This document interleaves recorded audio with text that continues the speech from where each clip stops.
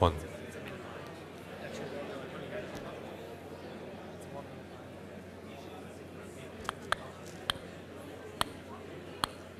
Hey, hey.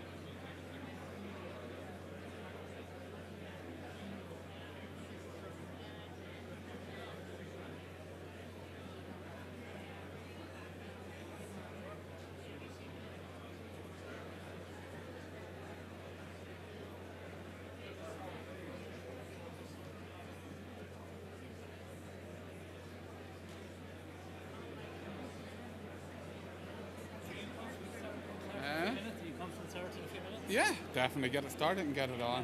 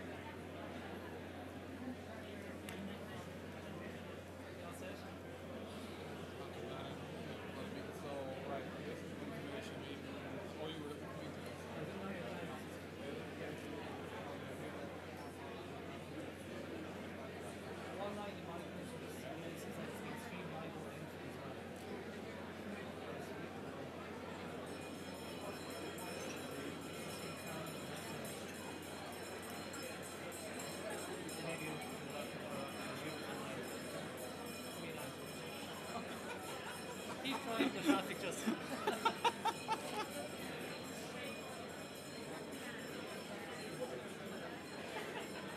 Fantastic, wasn't it?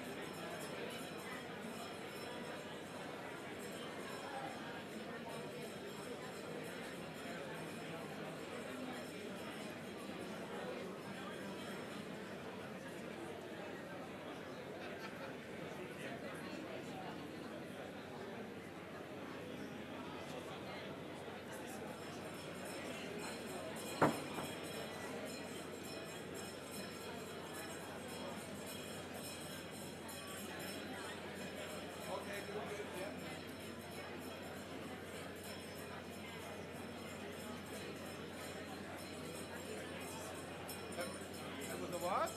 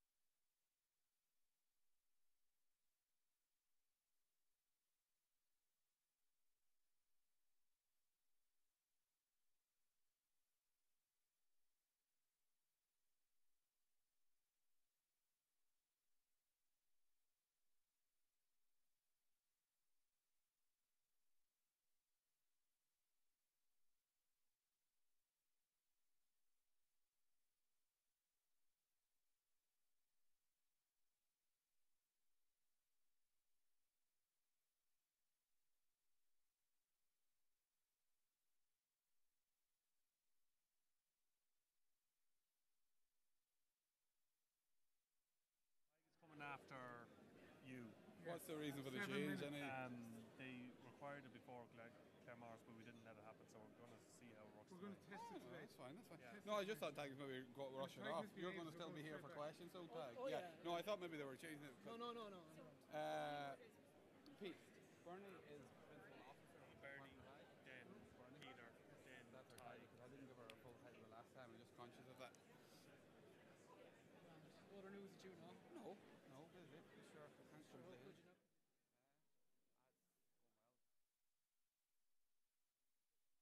The journal and putting this here type of a crowd out. Like this will be about 3,000 we'll have had. Yeah, I would say we'll hit 3,000 by the time we finish up in Donegal now. yeah. This is fair.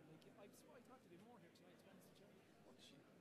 Well, there's 650 chairs out. No, 450. Oh, 450 is another 200 out. That's what it is. Sorry. They'll probably be staying coming in. Yeah. Who goes over there then? We'll put the department and Pete up here. You can go up there along with Matt and Rowena. Correct. So, So, and then, yeah, so things going okay other than that? yeah, always challenges taken with always a healthy level of skepticism in the journal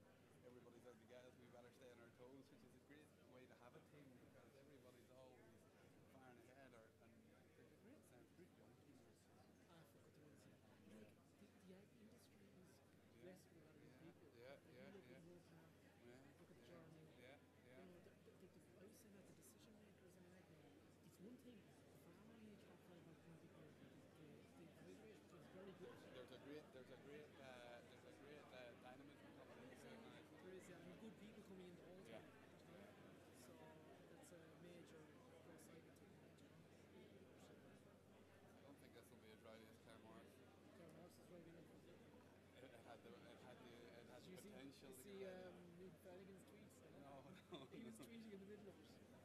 Tweeting about Eamon O'Reilly said he was he just said a tweet like at the end of the guy says that's a positive outlook for the sector and he put a full stop. Sick. Full stop. So I was texting. I waited obviously till he was finished and then I sent a text to him and I said you're famous, you made Twitter. And he said, what? I said check Luke Bing Flanagan. So I'd say he got shivers when I heard that.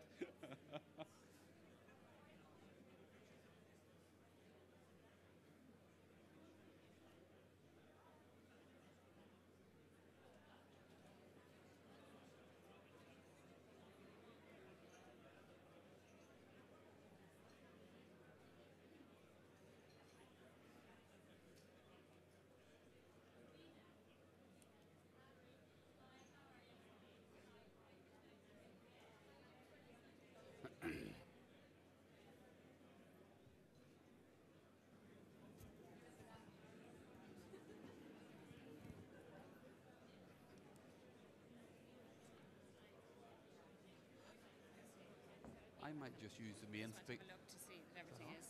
sorry now. I might just use the main one for introducing it. Um, So I'll leave this on, but I can. Where is your slide actually? Oh, hold on, sorry. Hold on now, sorry, I haven't seen this. Clodagh has actually been working this. Clodagh, where did you put Bernie's slides? Oh, sorry. They're all open here. Oh yeah. No, so that's yours, so we'll be grand. Yeah.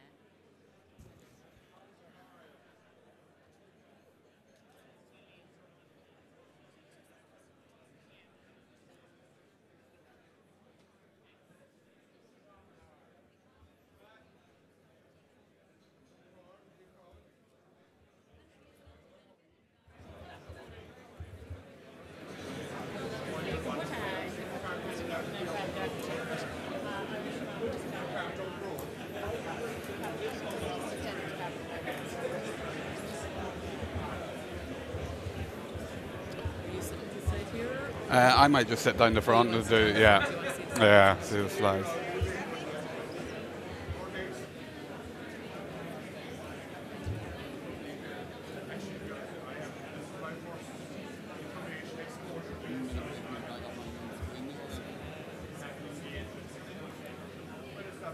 You don't have it? No, just a.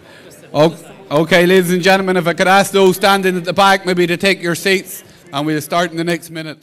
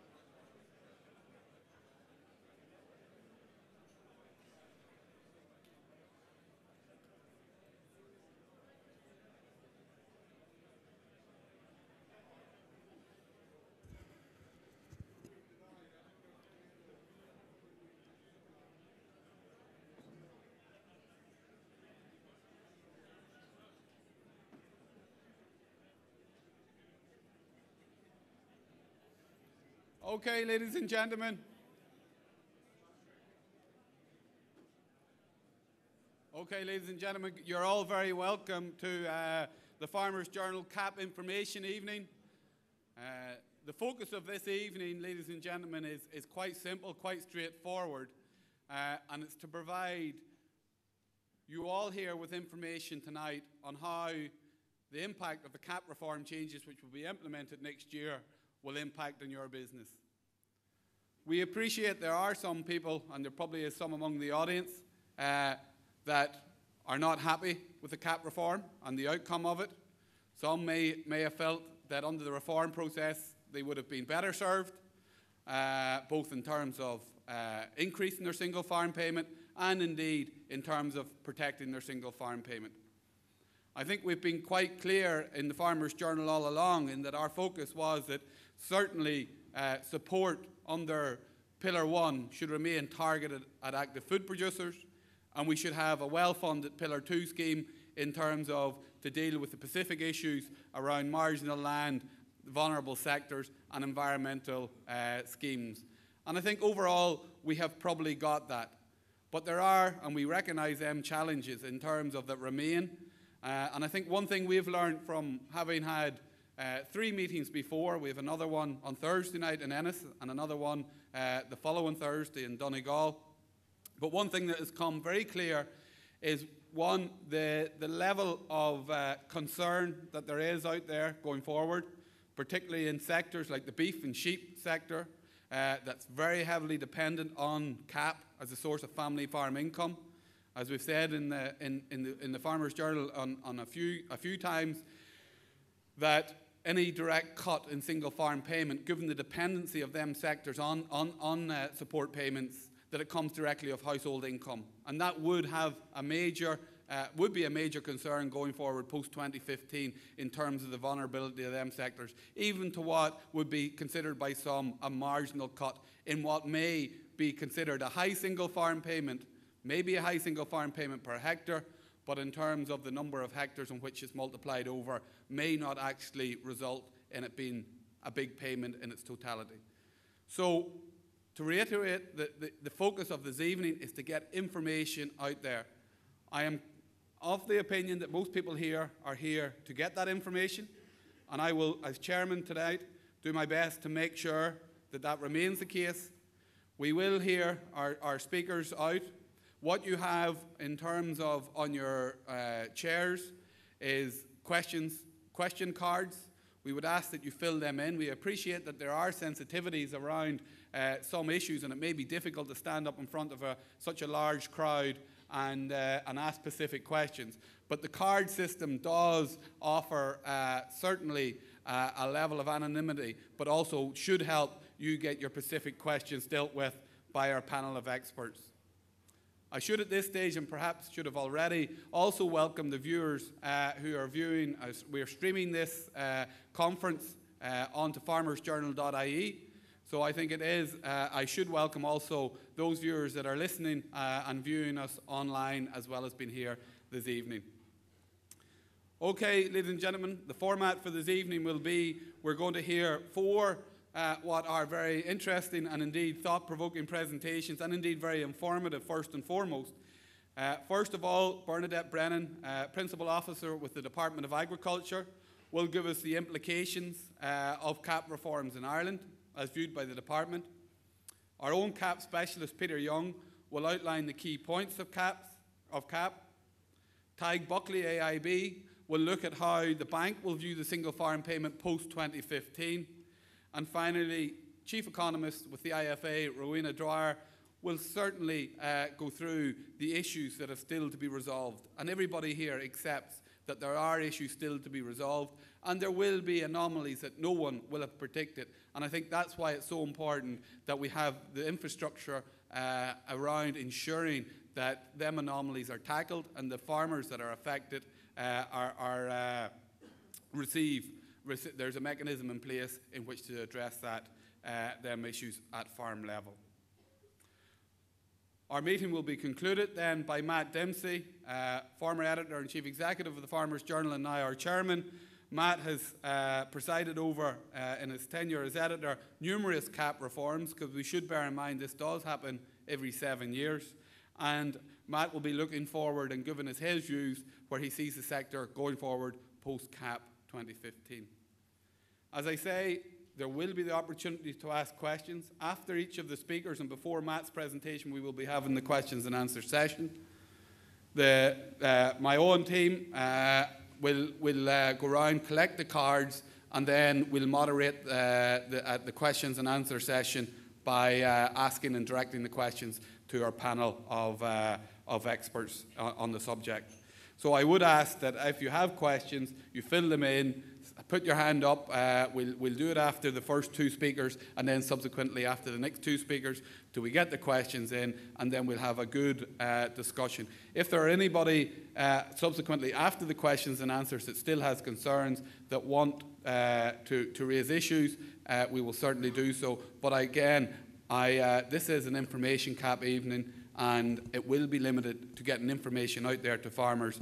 And I will certainly ask those that have any interest in making political points that this is a CAP information evening, and we'll be sticking to that agenda.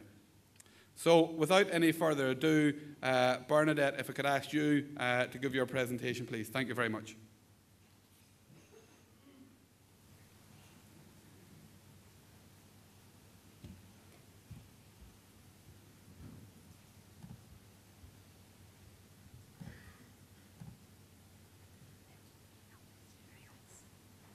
Thanks, Lord. Thanks, Justin. Good evening, ladies and gentlemen. I'm very happy to be here on behalf of the Department to explain to you the details of this new Common Agricultural Policy that will be with us until between now and 2019. We've all been familiar with the last CAP, which has been with us since 2005. And just to give you an idea of the issues, I have a list of them here, which I will go through with you. Progress to date, starting with that, then the 2014 linear cut.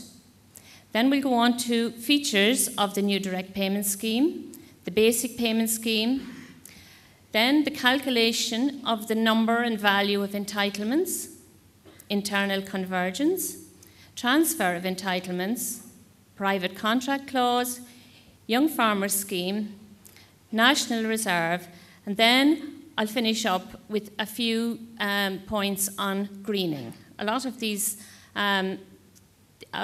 issues and names and new names will have become familiar to you over the past while, so hopefully by the end of tonight you'll be much better versed and much better knowledge of them all.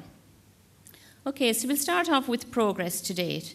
In June 2013, we had an EU agreement between 28 member states and the EU Parliament to reform the Common Agricultural Policy. It was under the Irish presidency. It was very, very successful that it was negotiated at that stage, and it was followed in July 2013 by an extensive consultation process involving all stakeholders, where we looked at the different schemes to be implemented, the conditions of each scheme, and the model of convergence under the basic payment scheme. And after all that, then, in January 2014, we put together the shape of direct payments, and that's what I'm presenting to you here tonight. Okay, we'll start with 2014, because this is where the reform really starts. In 2014, we have a new multi-annual financial framework. You'll remember in 2014 there was a lot of talk about the budget, the EU budget for farmers, and the EU budget for the CAP. There was a lot of talk about huge, huge cuts. They didn't happen in the end. The cut for Ireland, there is a cut, but it's only a very small one. But 2014 is the final year of the single payment scheme, and all existing entitlements will expire on the 31st of December 2014. As well as that, in 2014, Ireland's net national ceiling will be reduced from 1.255 billion to 1.216 billion.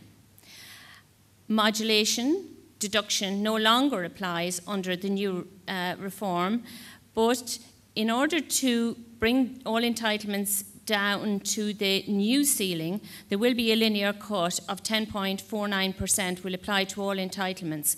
And farmers with entitlements, used entitlements less than €5,000 will be exempt from this cut.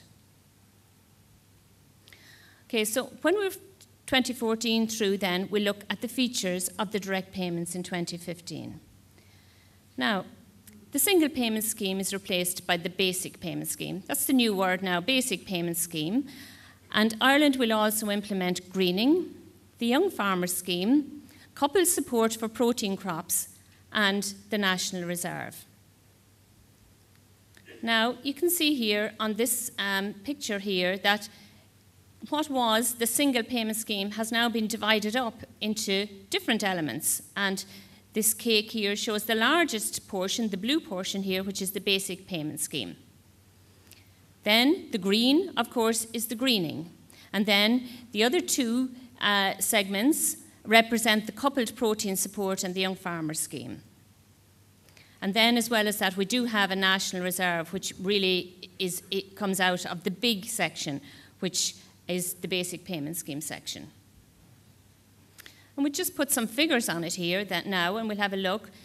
Greening was a huge feature of this reform. In fact, you know, one of the reasons why the CAP budget wasn't cut by a much larger amount was because there is a commitment to greening of the CAP in this reform. And the greening represents 30% of the national ceiling, or 364 million euros. Then the Young Farmer Scheme, that was another big feature of the reform. It was felt that there was a need right across Europe to change the age profile of farmers to bring in more young farmers into the system. So 2% of the ceiling is given across to that. Then the rest, 68%, minus the National Reserve and other cuts that will come about in order to reduce the ceiling, the cut in the ceiling, or to represent the cut in the ceiling. We know that approximately 60% of the 2014 single payment ceiling will be carried forward to the basic payment scheme in 2015. Now we'll have a look at the basic payment scheme. And from single payment scheme to basic payment scheme, we'll look at the similarities and the differences. And as you can see here, there are quite a lot of similarities. Each use entitlements. Each has an annual application process. For each scheme, the farmer must declare eligible land, 1 hectare per entitlement. The entitlements are transferable, and there is a national reserve. So those things are common to both schemes. The big difference, of course, between the single payment scheme and the basic payment scheme is convergence. Entitlements will be subject to convergence on an annual basis. Also, there's no consolidation. But I'll just point out here that there is a type of consolidation in 2015, insofar as the value of a farmer's entitlements, which we'll be coming to in a few minutes, will be used, and the number of hectares that the farmer declares in 2015 will be divided into the money. So it is a type of consolidation, and it'll become clearer to you as I come through the slides. But there's no consolidation as there was, and there won't be any consolidation after 2015. No rotation of entitlements is another feature which farmers need to be very aware of. Up to this, if a farmer had 100 entitlements and just 50 hectares of land, that farmer would never lose any entitlements because the entitlements would be rotated each year. But there is no rotation of entitlements under the new system. You know, if a farmer doesn't use all the entitlements within 2 years, you know, once every 2 years, they will automatically revert to the National Reserve. But the only plus side to the new regime there is that farmers can lease out entitlements without land, whereas previously they had to have land. So if a farmer thought he wasn't going to have enough land, possibly could lease them for a year, get them back and not lose them. Now we'll look at the eligibility for the new scheme, the basic conditions of that. Entitlements allocated to active farmers only. This was another big feature during the reform last year, that it was felt very much by all member states that this money should be going to the active farmers only and not be going to the so-called SOFA farmers. And the definition of an active farmer is a farmer who's rearing, growing, harvesting, milking or keeping animals, which is most farmers really. And then for farmers some farmers, if they can maintain the land in good agricultural environmental conditions, it's because we are in a decoupled regime, that's okay. Then there's marginal type land which can't be kept. Tractors can't go in on it because it's very marginal type land. Minimum activity must be there must be minimum activity there to show to prove that the farmer is an active farmer. There is also a negative list included in the active farmer definition, but even if it's a very short list, but even for farmers that are on that list, if they are farming, you know, if there's plenty of ways that they can prove if they are actual farmers, they will be able to get back in as active into the active farmer definition. Now, who is eligible for the basic payment scheme? Well, 2013 is a big year in this reform, really. You'll see for a few reasons as I go through. In 2013, it is the gateway clause. We've known this for many years. First of all, there was a lot of talk about 2011. It ended up being 2013 is the reference year. Farmers who are eligible to receive a direct payment in 2013, that is single payment scheme, grassland sheep scheme, Burren Life or beef data programme, have an automatic allocation right. Those are the Pillar 1 schemes, and a farmer who participated in those schemes in 2013 has an automatic right. There are 3 other categories of farmers who can establish an allocation right. The first one is called here the Scottish derogation. Scotland very much through the reform spoke on behalf of some farmers who were actively farming in 2013 but didn't own the land. They had a different system of implementing compared with Ireland, and many tenant farmers were farming, never had any entitlements. So for a farmer who never held entitlements, never ever owned or leased entitlements, including in 2014, can come in to the new system. Has to be actively farming in 2013. There will have to be evidence of production. There will have to be proof that the land wasn't being used by anybody else. And, you know, it is confined to beef and sheep and tillage farming, that kind of thing. And there will be other objective criteria applied as well. Second category is fruit and vegetable growers. They wouldn't have any allocation right. This wasn't included in the last reform. If they produced fruit or vegetables in 2013, they may come in under the new system. There will be a minimum area of 1 hectare involved there. And also in the National Reserve, we had that before as well. We've had a National Reserve in Ireland since 2005 to 2012, or 11, I think. Priority given to young farmers now and to new entrants to farming, those 2 categories. And we'll come to a bit more details in that in a few minutes.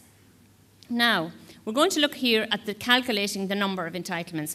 How will the farmer know how many entitlements he will get in 2015? And this is the number of eligible hectares declared in 2013 or 2015, whichever is the lower. That is the number of entitlements that will be allocated to each farmer in 2015. Okay?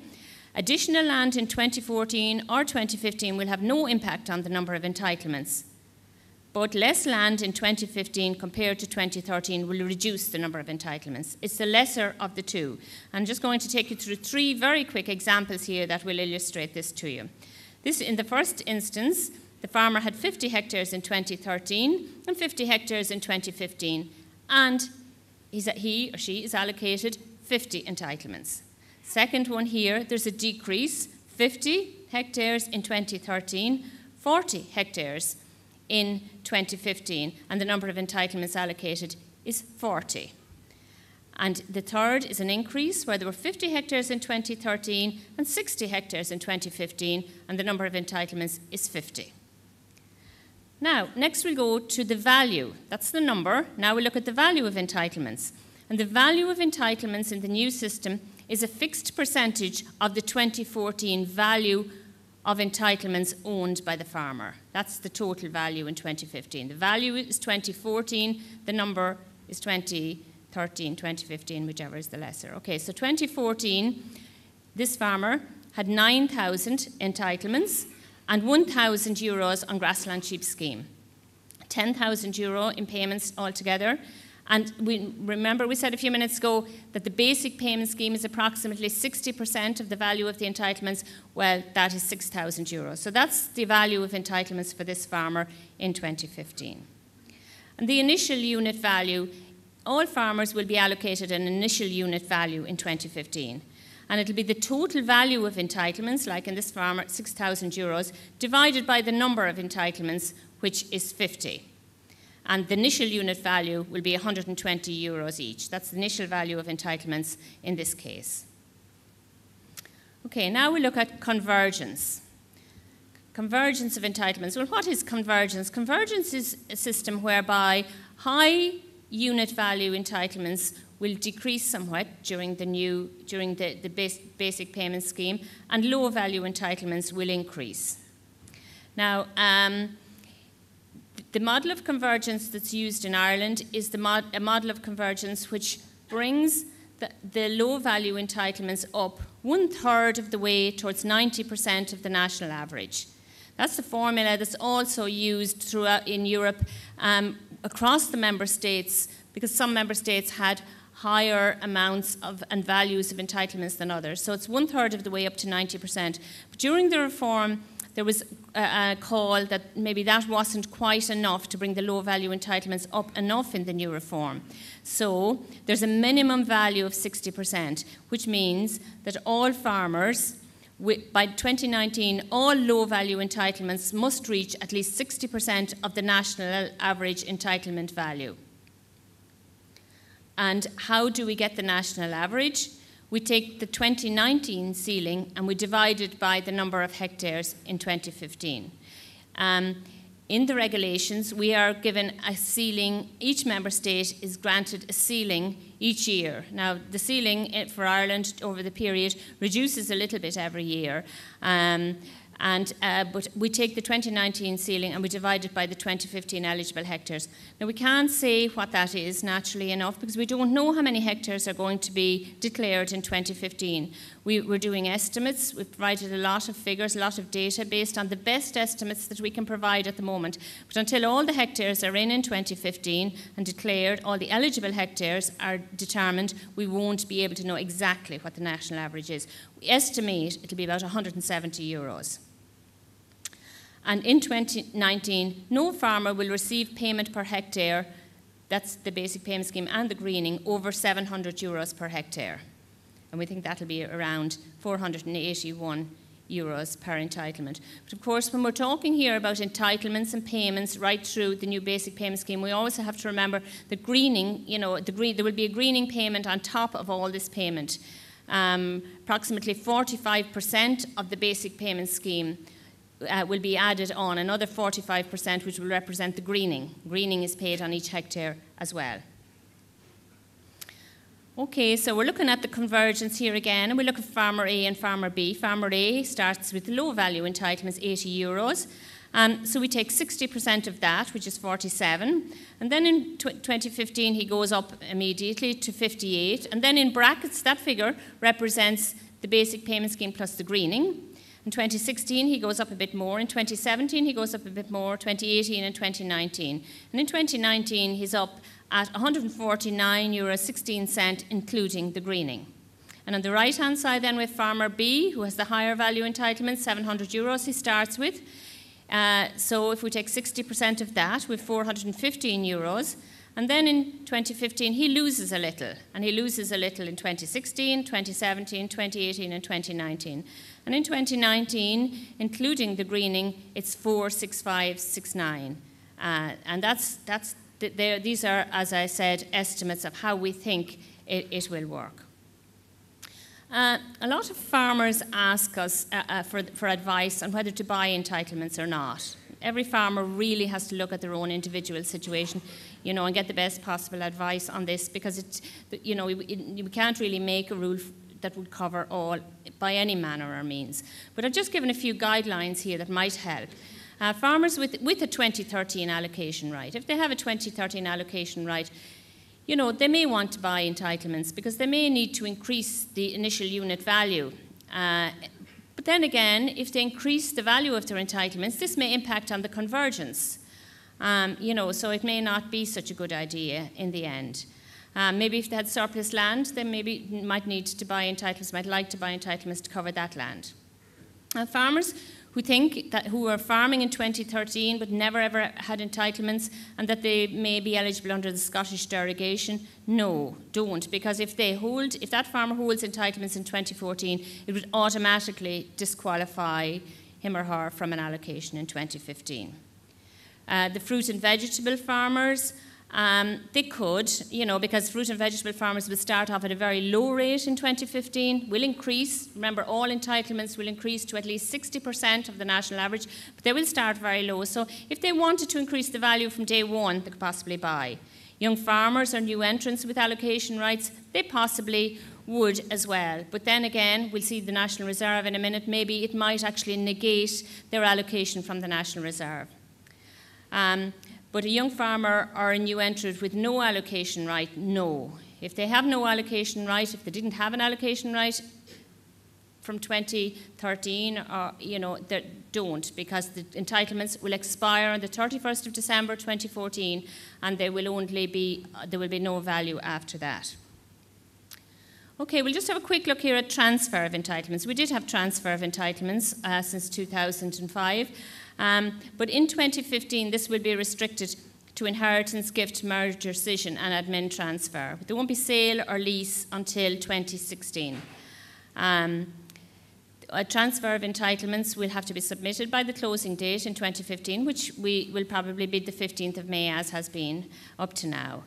And no trading of new entitlements in 2015 by trade or lease. That would because farmers have to get the entitlements and use them first in 2015 before they can think of trading them. And from 2016, they're transferable and includes a transfer by lease with or without land. And there'll be no clawback on transfers. Now, during the transition period, we're coming into kind of more detailed information here, because for many farmers, the situation will be completely straightforward. Farming in 2013, farming in 2015, carried forward the entitlements, convergence, and it's all straightforward. But for many situations that happen between 2013 and 2015, we have to make, of course, rules and allowances and provisions for. For inheritance, for inheritance with land or gift with land between families, for example, there's a process called step into shoes. Now that was here during the last reform as well. It's known well right throughout Europe, where the new farmer steps into the shoes of the original farmer. So whatever the original farmer was entitled to, the farmer taking over is entitled to. Admin transfer, with or without land, is the same. Admin transfer is just maybe when there's a change of legal entity or a change of legal. Admin transfer is just a slight change, maybe a family member added or something like that. In a partnership or a change of legal entity, at least one party with land, if there's one party with land involved, there's no impact on the number and value of entitlements. Or with scission as well, with all of those, as long as one party still stays there, there's no impact. Sale after the 15th of May 2014 with land, and lease with land, there's what we call the private contract clause. I'll go into a little bit of detail with that in a few minutes with you. And actually, they're here really, the conditions for using the private contract clause. Private contract clause is really there to assist, sale and lease of land during the transition period and coming into the new basic payment scheme period. The transferor must hold the allocation right. The transferor must have been farming in 2013 or have an allocation right and must be an active farmer in 2015 also. Must apply for and establish the entitlements in 2015. And, in some cases where farmers want to transfer the entire holding between 2013 and 2015, it's really important that they hold on to at least 1 hectare. It is a condition of the reform. It is in the council regulation. We're stuck with it really. But if the farmer who's transferring holds on to 1 hectare and 1 entitlement until 2015, all will be fine. And then in 2016 can transfer that 1 hectare and 1 entitlement over to the transferee.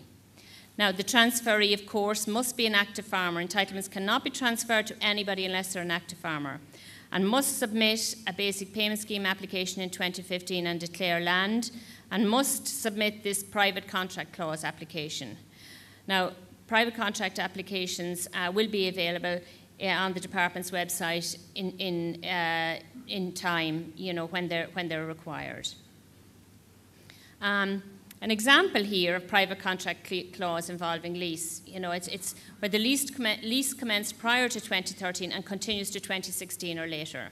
And the lessor holds the allocation right and established the entitlements in 2015, and the lessee is active. Both are active. Say it's a farmer leased out most of his entitlements but held some.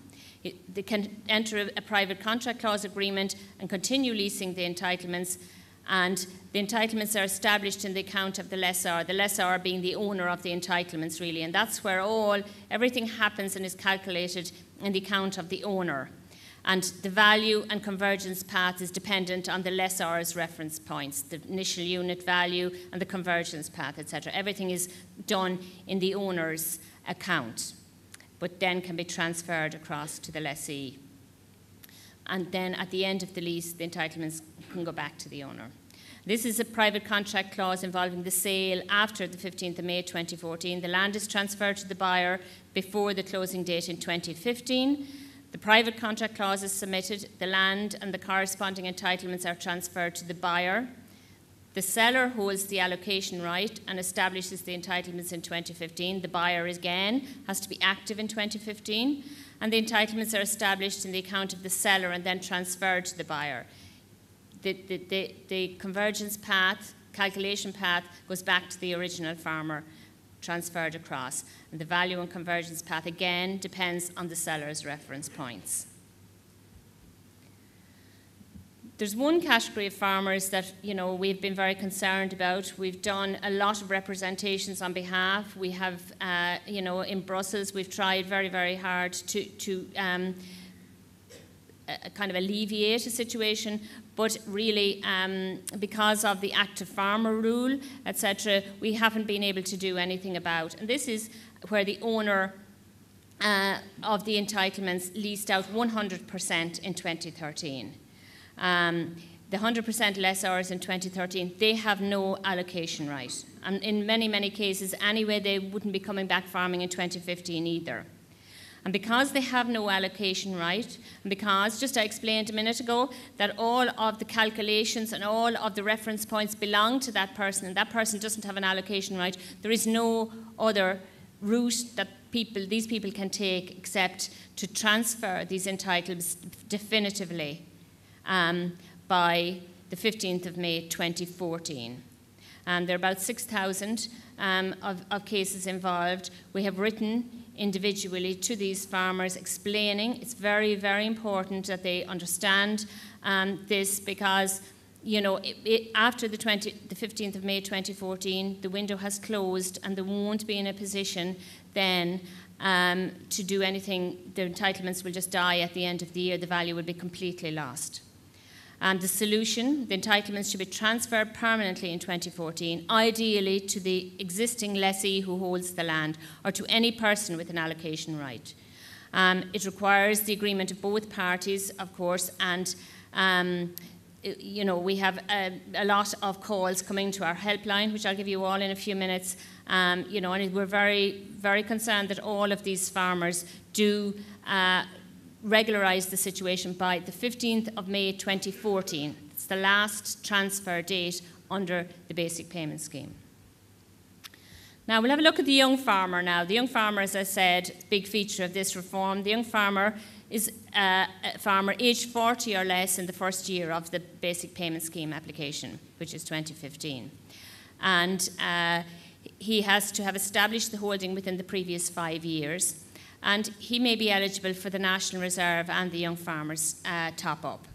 There is an agricultural qualification required, FETAC Level 6. That has been there under the National Reserve for the past number of years. Defining the young farmer for groups.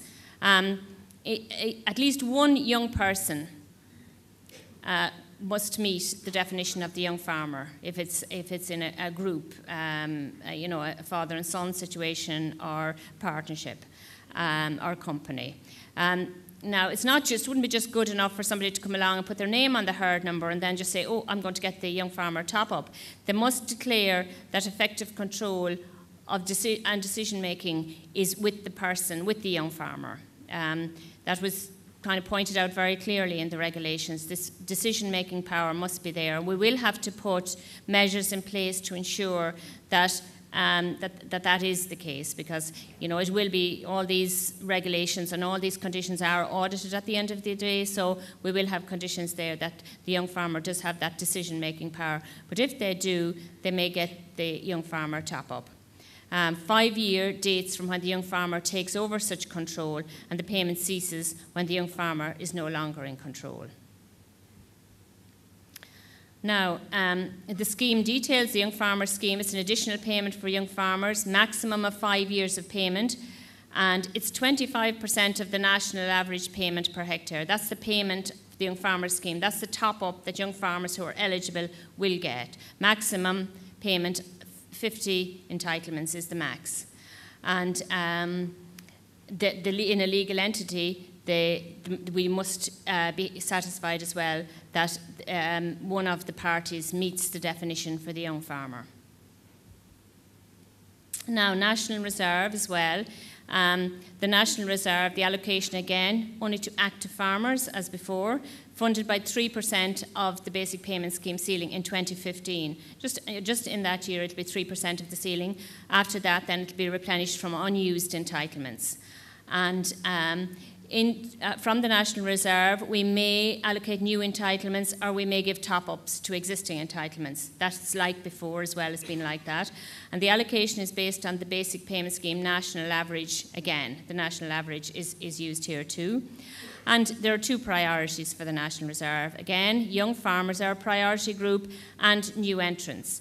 Now, for new entrants, they have to have commenced in 2013 or later, because they have to have commenced within 2 years. That's spelled out in the regulations as well. They must apply to the basic payment scheme within the 2 years, and they must have the agricultural qualification FETAC level 6 as well. And, there may be other criteria. Up to this, for the National Reserve, there has been an on-farm and off-farm income, and we're examining now the criteria which will be in the new, for the new National Reserve. It's quite likely to be quite similar than what it has up to now. Now we look at a little bit of greening. The greening measures, I'm sure farmers around here who have arable land are familiar with, talk about greening. The 3 measures: crop diversification, the permanent grassland, and the ecological focus area. And first of all, we'll have a look at the crop diversification. Farmers with less than 10 hectares of arable land, there's no obligation for crop diversification. 10 to 30 hectares, 2 crops. And the main crop, not more than 75% of the arable land. And more than 30 hectares, 3 crops. The main crop not more than 75%, and the 2 main crops not more than 95%. Now, that might look a little bit complex here, but we're very much in the department really encouraging farmers who are subject to greening to apply for the basic payment scheme online, because these measurements will be included in the online package, make it very easy for the farmer. Otherwise, the farmer will be measuring and won't know whether the measurements are right and may find themselves short. So, we really would encourage, even from 2014, to get in and, be looking at going online, because it will be really in your benefit, really, to do so. Definition of the crop includes land-lying fallow, grasses, or other herbaceous forage. And because winter and spring crops are regarded as separate crops, it's a good help. Now, permanent grassland, this has always been with us. Most people wouldn't even be aware of the fact, but all member states have to monitor the percentage of permanent grassland in relation to all of the farming area. It's managed at national level. There was talk very early in the reform this was going to be at farmer level. It would have been very serious for many farmers here, but it was negotiated that there's a choice, and in Ireland we will be managing at national level as we have been heretofore. The ratio of permanent grassland shall not decrease by more than 5% compared with 2012. And there is a protection of grassland in areas covered by directives on natural habitats and wild birds.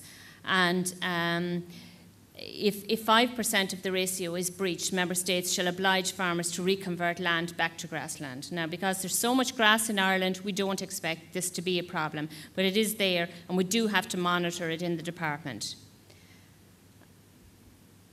Okay, now we look at the ecological focus area. This is the third one, mostly that would affect really only arable farmers. Farmers 15 hectares of arable land or more have to set aside 5% of the arable land to ecological focus area. And EFAs, fallow land, landscape features, including features adjacent to arable land, hedges and ditches and ponds, buffer strips, agroforestry, forested areas, catch crops or green cover, and also areas with nitrogen-fixing crops, peas and beans and that. Now, there is, you can see here, a weighting and conversion matrix, which was negotiated as well, very successfully, and it will be a great help because 1 linear metre of hedge is equal 10 square metres for EFA purposes.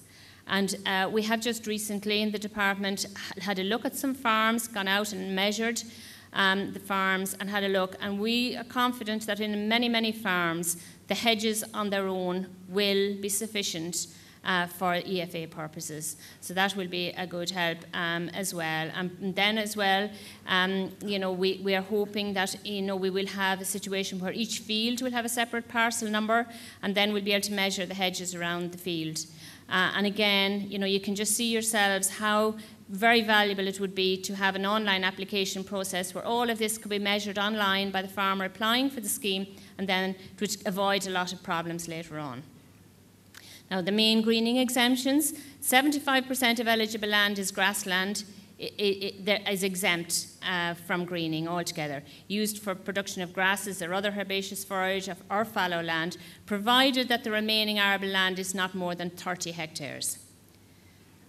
Another exemption is for 75% of arable land is used for grass, again, provided that the remaining arable land is not more than 30 hectares, and also land farmed organically, all exempt from greening.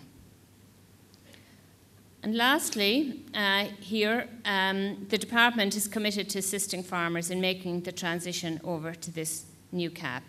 And the Farmers CAP 2015 booklet has been published in the Farmers Journal last week in conjunction with the department. I hope you all have a copy. It really is a very valuable document. It does give a great amount of detail, and we also encourage you to contact the department's direct payment information centre.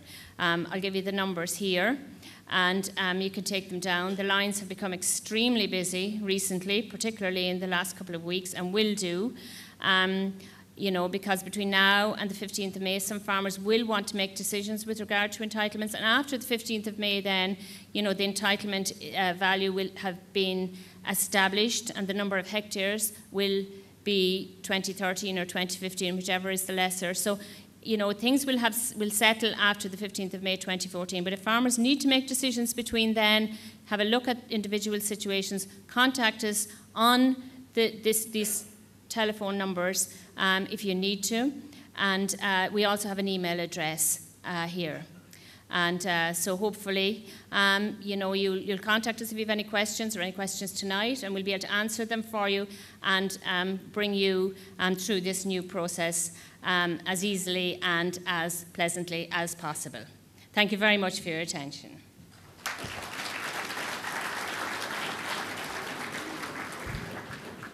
Bernie, thank you very much for an informative presentation. As I said, ladies and gentlemen, if you have any questions for Bernie, any specific questions, fill in your cards there, and some of the team will collect them during the remaining presentations.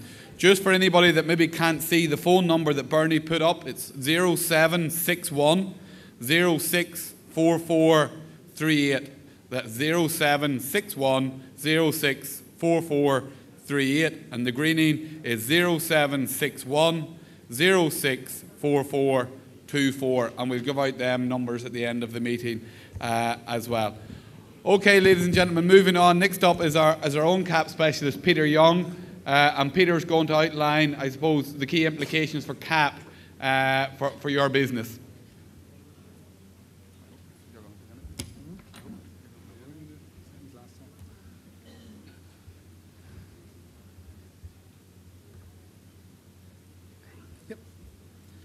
Thanks very much, Justin. Ladies and gentlemen, this is our fourth information meeting on CAP, and every time we seem to be getting bigger. I think 600 in Claremorris, and we're over 700 tonight. So it just shows the amount of interest is out there, because for most farmers, as we know, it is their income, it's a large percentage of their income, and there is big changes underway, and Bernie has outlined that, and also the booklet that was in the journal. I'm not going to repeat it. I'm going to pick a few points, basically, just that 5 key points to take home, because there's a lot of information in that. And I've been following it for the last 2 years, but really a lot of farmers are just starting to look at the details, starting to see how is it going to impact me, and there's a lot of questions to be answered. And there is an important deadline by the 15th of May 2014, particularly for some farmers who are doing things differently, who are being forced to transfer entitlements. I'll go into that. But firstly, the 5 key points. The first thing is the pot of money. And Bernie mentioned it, when we did start this process, there was talks of a 30 or 40% cut on the Pillar 1 payment, not just for Ireland, but across Europe, on the whole CAP budget. And the good news is, it was held on to, and it was a good result. I think we got cut by about 4%. Other countries got cut by more. Some countries did gain, particularly Eastern European countries.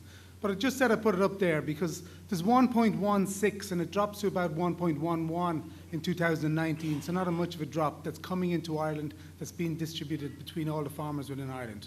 Looking at Pillar 2, we knew the government or the EU was going to give us 313 million a year. That was in the agreement that was done.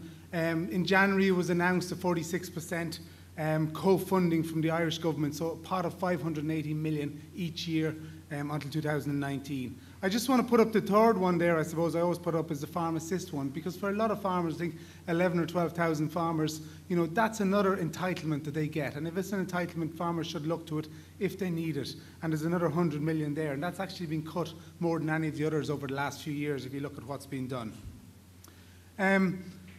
This is basically the Pillar 2, it's co-funding. As you see, 313 from the EU, 271. And the one thing I say to farmers is, the department are starting to look at the schemes now, looking at what's going to be the Pillar 2 disadvantaged area.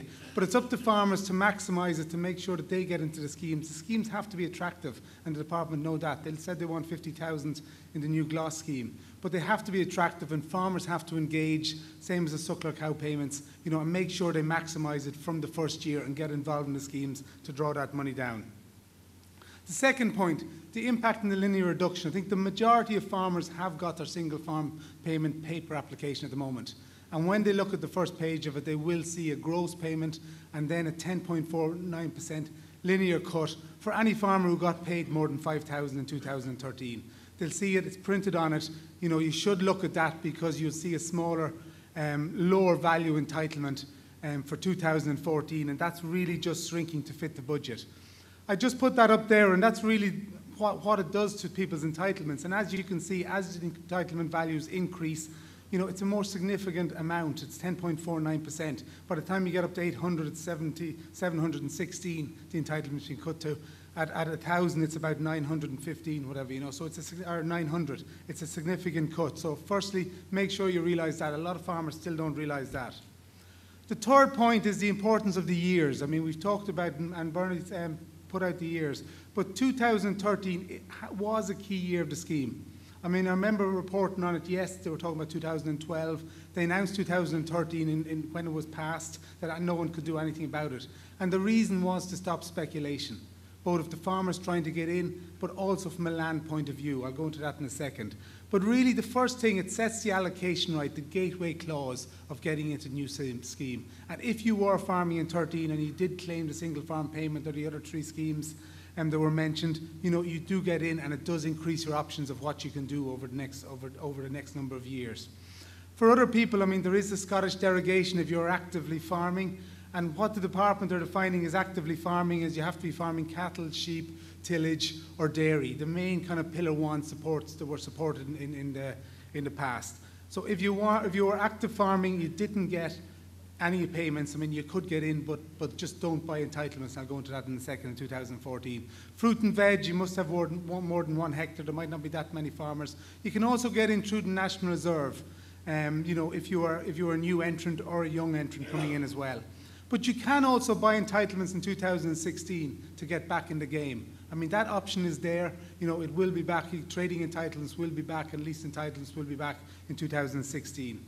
2013 also sets the maximum number of entitlements you can establish in 2015. So what you farmed, what you put in, the eligible area you put in on your single farm payment form last year will set what entitlements, the maximum number. So extra land taken in 14 or taken in 15 is not taken into account. We're seeing the situation in Northern Ireland at the moment where they're just picking 15 to establish new entitlements, and it is starting to create havoc in the land market up there. So the 13 was set to actually avoid speculation, and hopefully it will do that going into 15. It will have that impact. Moving on to 2014, and this year, what can you do? I mean, basically, the decision was made that it's the value of entitlements actually held, that's definitively held in the regulations, in other words, what you own. This has benefits. Basically, there's about 75,000 entitlements out there on farms which are never claimed every year because the farmers don't have land, they own the entitlements. All that value for those farmers will be taken into the new regime. For people who lost land through a LIPIS review, and I talked to one of the farmers earlier who had lost land in a LIPIS review, even if he doesn't get paid in them this year, they will be taken into, the value will be taken into next year. He doesn't have to go and get land and pay too much for land this year. It is easier for the department to calculate. Maybe that was one of the reasons they decided it is easier. They will be able to do it quicker. But it does bring the 100% lease entitlement people. I mean, and Bernadette talked about that. But if you look at the other option that could have been chosen, in that option there was payments, and then the payments would automatically go to the active farmer. So, I mean, it was a rock and a hard place really for that decision. For those farmers, and I wrote about them last week, wrote about the landowners this week as well. You know, there is a deadline of the 15th of May 2014. There is tax implications, but some people are finding solutions, particularly when they're leasing the land to the landowner, the active farmer, who doesn't necessarily want to buy them and is willing to hand them back at the end. There is solutions there, so you should look into those as well. Moving on, 2015, next year, and the first thing is you do need to be active. I mean, I've talked to farmers who want to retire this year, but unless they're farming 1 hectare and submitting that in a single farm payment with an entitlement, they won't activate their entitlements next year. So that's very important. You have to be farming in 15 as well. The PCC of leasing or selling land entitlements, this is the farmers who are partially renting out, leasing some of their entitlements out. You know, and I think the department will have that template, hopefully by the end of the month, they say.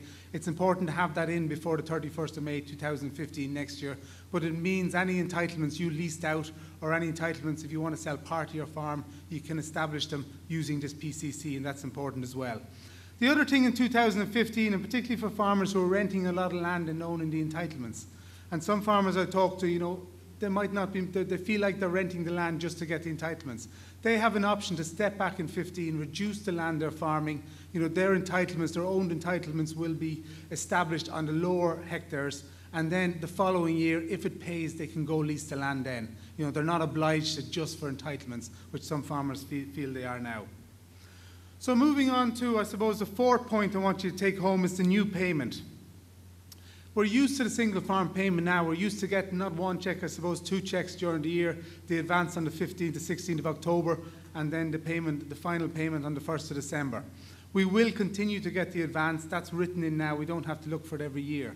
But basically, your payment is going to be broken up into a number of different categories. And the donut basically on the left shows the impact of greening. I mean, greening is a big chunk of that donut. It's a big chunk of money that you will have to comply with. For most farmers, you know, it won't be any issue at all. You'll get it automatically because of the 75% grassland exemption.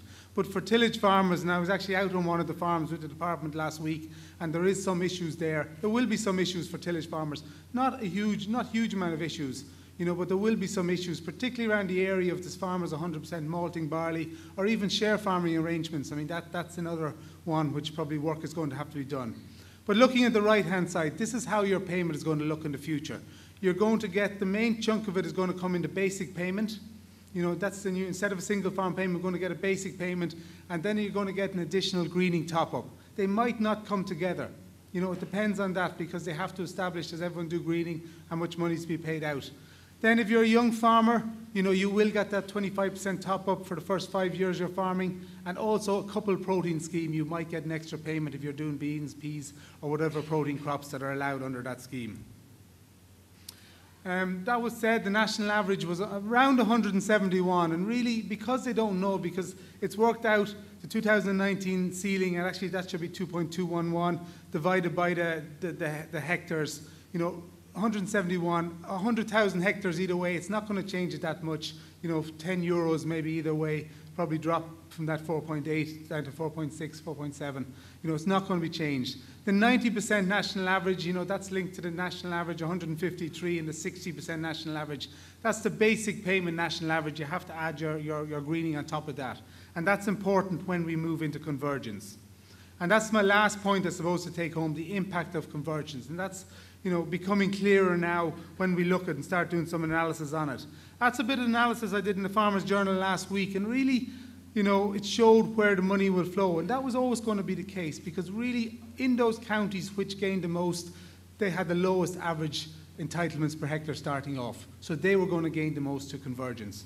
Unfortunately, Cork, it's going to be one of the big losers, and probably the biggest loser in terms of euros, because you can see it's 173 million in single farm payment flow into Cork every year, because the size of the county and the average single farm payment starting off. But, you know, there's the winners, there's the losers, you know, and that's what's going to be over the next from 2015 to 2019. The other thing is the sector impact, and this is some work Chag has done. And really, this is where each of the different sectors was starting off. Dairy and tillage are the biggest losers in convergence, and that's because the average payment in dairy and tillage was 350, roughly around the same. So they lose from convergence. Sheep farmers, by and large, gain from convergence because they started lower, and basically cattle rearing and cattle farms, you know, end up handing money to each other in many ways. You know, as many win as many lose, depending on their single farm payment per hectare starting off. This is the one, I mean, that's where we started off. That's about the 2010, 2011 figures of the range of single farm payments per hectare. Remember, that was established back in 2000 to 2002 with some stacking in between, and probably a lot of the higher value ones is because they stacked over time, they lost land and they stacked their payments. But what we're basically seeing is it's like an accordion. Basically, the top is going to get squeezed down, the bottom is going to get lifted up. No farmer is going to be below 150 euros per hectare by 2019. You know, it's not a flat rate payment, we're moving that way, but it's a much tighter band by the time we get to 2019. And really, the 6 different groups based on the gross 2000 values. There's the ones under 126 euro per hectare, which will get, you know, brought up quicker to get to that 60% of the national average by 2019. Between 126 and 256, they will gain in 5 equal steps to reduce the amount by, you know, by what they were under 90% of national average. The farmers who are actually between 90% and 100% will roughly stay the same. They might lose a bit because they have to, the pot will be reduced because of young farmers and the national reserve. And then once you go over the national average, whatever farmers have to contribute to bring the other ones up under the average. And then as you go up, you know, over 1100, there's accelerated losers because they have to come down quicker, but only in the last year of the scheme they'll see the big drop to get down to that max of 700. As I said, I mean, there is the group who are left outside the gate. You know, some of those will get in. They might be fruit and veg, the Scottish, the National Reserve, you know, but there will be some farmers who find us outside the gate because of that 2013 allocation ruling. That's basically how it impacts farmers. And I just put that up. I put that in the journal a good few years ago, my analysis on how convergence would impact farmers depending on the entitlement values. I just pulled a few out there to give an example, and these are actually the gross 2014 payments starting off. So if you have 1,000 before your linear cut, you'll be down to about 900,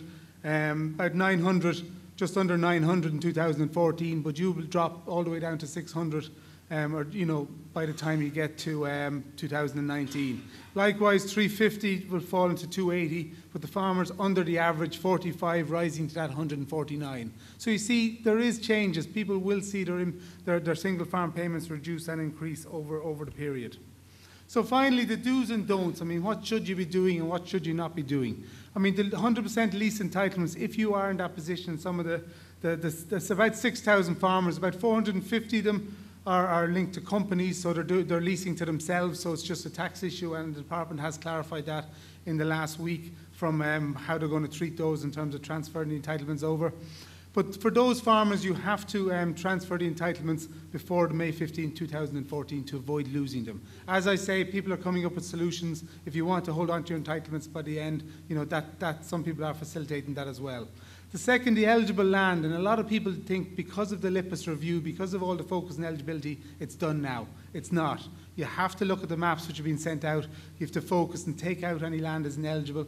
And there could be eligible land which you are missing, and particularly tillage farmers who haven't been claiming the margins around their tillage fields. I mean, they could actually increase some of their areas. So look at that on your maps, look at the parcels. Online, I mean, farmers should be using online more. About 56% were using it last year, and that should increase, particularly for tillage farmers. And I think the department is looking at making it mandatory for tillage farmers for greening. And it wouldn't be a bad thing, because it can tell you if you're making a mistake much quicker and avoid losing that 30% of your payment, which is a big loss, particularly for tillage farmers. The National Reserve, I've talked to a lot of people who want access to the National Reserve. You have to get educated. You know, the feed tax level 6, it's a big obstacle when you look at it, particularly if you're starting at a low level in terms of education. It'll take 2 or maybe 3 years, so you should be looking into that. Make good investment decisions. Yes, I mean, I've talked to a lot of farmers who have bought entitlements, particularly if they have spare land and they have money sitting on deposit. You know, the return you can, depending on your tax rate, but get advice on it. Rented land, as I said, look at the option of dropping land in 2015 to consolidate your entitlements, you know, if you are just renting the land for entitlements and not making money on it. Just some of the don'ts: don't make bad investment decisions. I've talked to a lot of farmers who want to try and increase their entitlements. I remember talking to one, he wanted to go from 500 to 2,000. You know, he's going to sell all his entitlements and buy €1,000 ones. He was going to lose about €16,000 doing it. You know, because of his rate of tax, because of what he was paying for the high rate entitlements. Don't buy entitlements in 2014 if you could potentially get the Scottish derogation. It will rule you out completely from it. Don't lose entitlements to the National Reserve under this new no rotation rule. In 2015 on, it could become very easy to lose entitlements if you don't have enough hectares to farm them every year. You could actually lease them out without land. That's a new option in the new regime, and that should free that up. But finally, don't farm just for premiums. I mean, we have seen over the last 5-6 years, you know, the CAP budget, while it stayed the same, it's been eroded by inflation. It's been reduced this time, and looking forward, it won't get any bigger, particularly in Ireland, whatever it is, Eastern European countries. So you have to farm to make a profit. That has to be the focus. We have to get more profitability for the marketplace. I think that's the most important message. Thank you very much.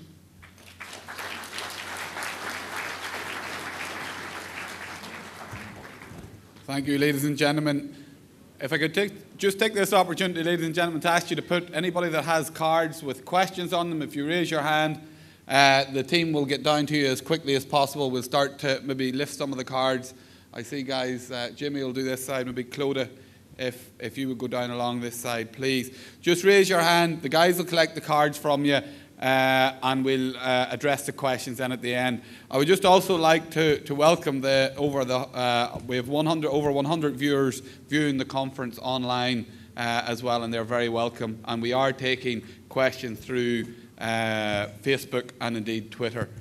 So without further ado, I'm going to ask Tig Buckley from AIB. AIB have kindly sponsored these events with us. So Tig is going to look at how the changes to the CAP reform are going to really influence bank lending.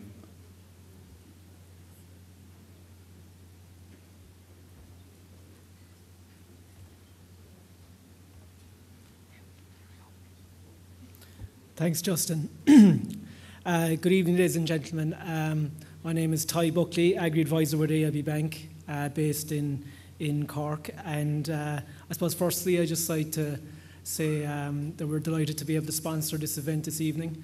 There's a fantastic turnout, and I think from the first two presentations, really the level of detail and clarity that is already brought for me in terms of the CAP reform is worth an awful lot. So I suppose just to move on from what I'm going to cover this evening really is just first of all to look at AIB's strategy in the agri-market, looking at the importance of direct payments in terms of overall farm incomes, and also look at what effect potentially the reforms could have on a farmer's repayment capacity.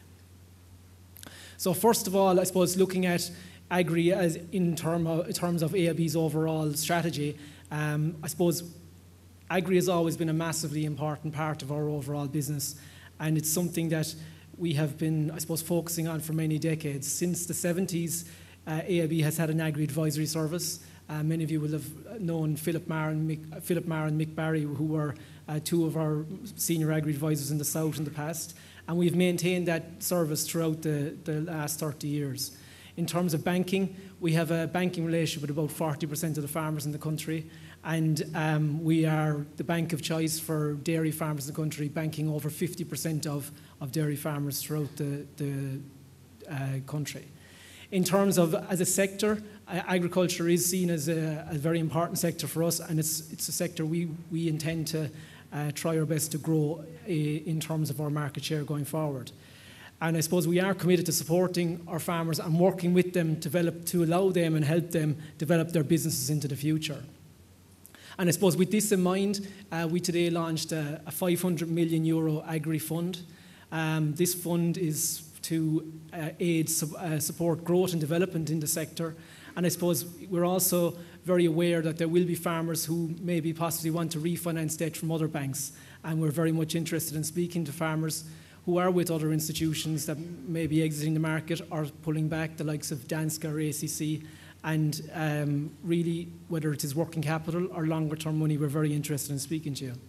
We have a dedicated Agri advisory team. There's 6 advisors at the moment throughout the country. And we are also planning, we have confirmed today that we are doubling our Agri advisory team, increasing the number of advisors on the ground to 12, and along with our strategy team in Dublin, that will bring to 15 the number of full-time, fully qualified Agri advisors that we will have working in the sector. And I suppose what it is I suppose there's 2 things to it.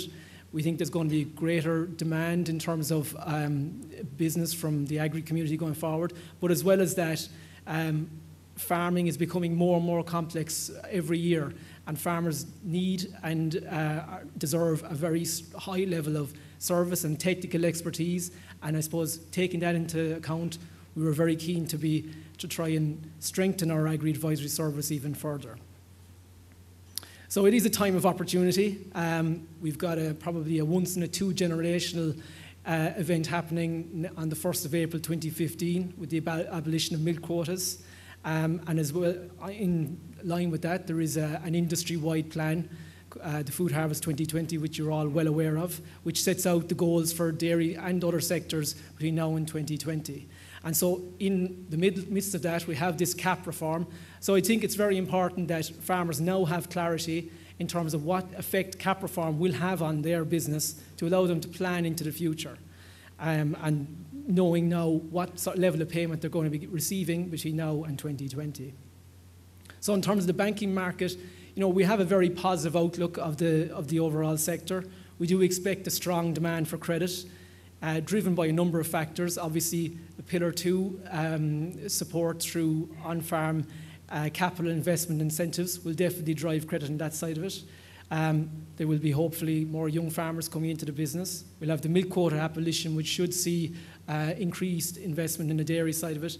And other sectors also, with the Food Harvest 2020 in mind, should also be looking for increased credit. Now, we're very positive, but also, we are realistic too. We know that, I suppose, if you take milk price currently at 39 cents a litre, it's not realistic to expect milk price to remain at 39 cents a litre forevermore. And I suppose while we are very positive on it, we also realise that there is a duty of care on our part to make sure that we are assessing applications correctly and making sure that we are helping farmers to expand, but helping farmers to expand from an efficient base, and not just, I suppose, potentially allowing helping farmers to expand and potentially maybe not being the right thing for them to do at that point in time. So we're very positive on the sector, but also understanding that there's going to be ups and downs and humps, and I suppose there'll be times when things maybe won't be going as well as they're going at the moment. But I suppose it's all about taking a longer term view and working with our customers into the future. So very briefly, in terms of the importance of direct payments, if you take between 2006 and 2012, The blue line here shows the level of direct payments as a percentage of overall national farm income. Now, in 2009, direct payments constituted 138% of national farm income. So really, like in that year, direct payments were substantially more than what the actual total farm income for the country was. Now, since 2009, we've seen a marked decline in the importance of the direct payments relative to overall family farm income, reducing to 73% in 2011. And I suppose that's been driven by two factors. Firstly, some reductions in direct payments, but also an increase in the level of income that's being generated from the marketplace on farms. Now, the story does vary significantly between enterprises. Overall, farms, it's about 80% of their total direct payments based on the National Farm Survey from 2012. But if you look at, say, dairying, it's less than 50%, whereas if on the dry stock side of it, over 100%. So significant variations in how important direct payment is. You know, it's extremely important for it's important for all sectors, but very much so for the dry stock sectors, where over 100% of the average family farm income for that sector comes from direct payments. So in terms of the effect on repayment capacity, well, there will be winners and losers as part of the reform, and Peter has gone through that in detail with a very appropriate graph showing the winners and losers. And I suppose what we will be doing is applying stress tests to our farming customers who will be looking for credit on a tiered basis in advance of the reforms kicking in 2015. Now, that stress test will be on a tiered basis, and it will be dependent on the terms of the loans required. So obviously, if the loan required is over a relatively short term, there will be different level of stress test to whether you're looking for money over 15 years or 20 years. We also will be looking for formal confirmation of the number and value of entitlements from our customers to allow us to calculate what the level of payments will be in the short and medium term. So I just took a case example here, taking a dairy farmer milking 80 cows, farming 50 hectares or 125 acres, and taking a gross entitlement payment of €20,000. Now, that farmer between 2014 and 2019 will reduce by something around 14%. Now, the important thing to remember there, I suppose, is that if you take that farmer producing 5,000 litres of cow, say it's 400,000 litres, that farmer's losing about 0.7 cent a litre based on his 2014 production. But I suppose the one thing important thing to note here is that this farmer, for the first time in a couple of decades, can actually expand now, whereas in the past, expansion would be only on the basis of gaining additional quota. So while there will be effects on our payment capacity, it's important for us as a bank to also consider the additional income that a farmer will potentially be able to now produce through expansion. So just, I suppose, to conclude, ladies and gentlemen, CAP is of fundamental importance to farm income, as we have seen tonight, and it will impact on repayment capacity on all farmers, and the level of impact will differ from farm to farm. We will be applying stress tests on a tier basis, depending on the level of entitlements and the length of term loans requested. And I suppose I would say we are committed to supporting farmers, working with them to develop their businesses. I think that AIB has a product offering and a service offering for agriculture that's as good or better than anything else in the country. And if you are interested in doing business in the future, we'd be very happy to speak with you. To that end, my colleagues are at the back of the hall this evening if anyone is interested in speaking to them. So I suppose, as I say, I'll leave it at that. It is our strategy to remain the main farming bank in Ireland, and I look forward to working with you into the future. Thanks for your attention.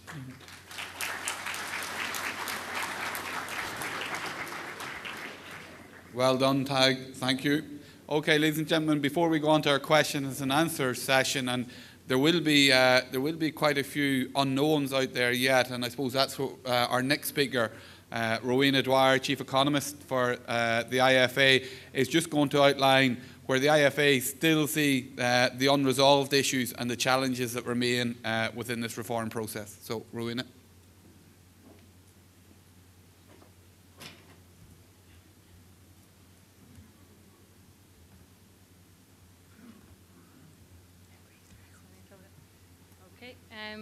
Thanks very much, Chairman, and good evening, ladies and gentlemen. To finish up, I suppose what I'd like to speak about for the next few minutes is, now that we have the framework in place, and by God, it's fairly complicated, what are some of the outstanding issues that remain to be resolved to try and get this CAP to work for the very best for farmers? So we're really looking at what's the agenda for farmers in this new CAP reform. Just looking at, I suppose, what the campaign was all about. What were some of the major issues that farmers were concerned about? First of all, what was the budget going to be for the CAP? As has been already mentioned, there was huge work done to try and secure the maximum budget coming into Irish farming over the next 7 years, under huge pressures for the single farm payment budget, and particularly what way was the single farm payment going to be redistributed. From the outset, farmers and the IFA rejected the flawed plan for flat payments because it just was something area-based, based on no other criteria, and we were very concerned about the impact it was going to have at individual farm level on production decisions, on investment decisions, on loan repayment capacity.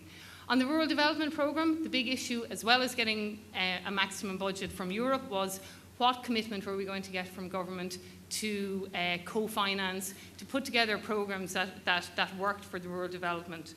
And I suppose this picture shows just how important the CAP is and remains to farmers in Ireland. These were the numbers. It was one of many events over the number of years where farmers demonstrated quite clearly what the CAP meant to them and turned out in huge numbers to demonstrate that. And it was something that really, really supported any work that the IFA did to show that farmers cared about what was going to happen over the next 7 years. On the single farm payment itself, as I said, first of all, the single farm payment was so important to farmers' incomes themselves. The priority was to maintain the single farm payment to the greatest extent. And then the issue of redistribution. The proposed model was going to redistribute far too quickly and far too much, and we needed an improved convergence model. That is what has actually come about. There were other issues, and I suppose one of them would have been redistribution of payments between pillars. That was something that is in the regulation, and we said very clearly that redistributing funding between pillars actually made no sense. First of all, from the individual farmer's perspective, we want to know, or farmers wanted to know, once it was agreed, how much money was available for the single farm payment. On the other side, it made no sense to be talking about redistributing money away from rural development and into the single farm payment. And so what we wanted, again, was once the outcome was decided, farmers would know what was going to happen over the next 7 years to them. And so I suppose on the outcome, where really is it? Let's be honest, it's a compromise agreement. And I think this was my first CAP reform. I'd say it probably won't be my last one. But what I would say is every CAP reform has been a compromise. And it is quite complex. The presentation tonight from the Department of Agriculture, while it's so clear, shows just how much detail and how individual it is to each farmers. And it's vital that information to farmers so far and going forward is as accurate and as accessible as possible, so that the farmers can make the best decisions as to how they will farm, how they will actually interact with the new basic payment system. However, there are a number of issues, I suppose practical implementation issues, that need to be resolved, and we're involved in ongoing discussions in a variety of areas, and I just want to touch on some of these. To start with, on the National Reserve. The National Reserve worked very well in the last reform. The reserve was about 37 million in the last reform. The priority the last time, similar to this, was for new entrants. But actually, it's interesting to note that about 3,000 new entrants got funding under the National Reserve. And there were actually 18,000 farmers who received some form of a top-up under the National Reserve. So what we're saying is we need to look at the National Reserve again, look at once you get past the priority categories of young farmers and new entrants, are there other farmers who should be considered for a top-up within the National Reserve if the funding is available? And I suppose one category that we're looking at, and it ties in here with the young farmer issue. As we know, the way the regulation has been set out is that for a young farmer to qualify, they not only have to be under the age of 40 years, they have to have set up in farming within the last 5 years. There's a cohort of farmers that have got the educational qualifications, are under the age, but by having set up in the last number of years, will either not qualify at all for the young farmer top-up, or will qualify only for a year or two of it.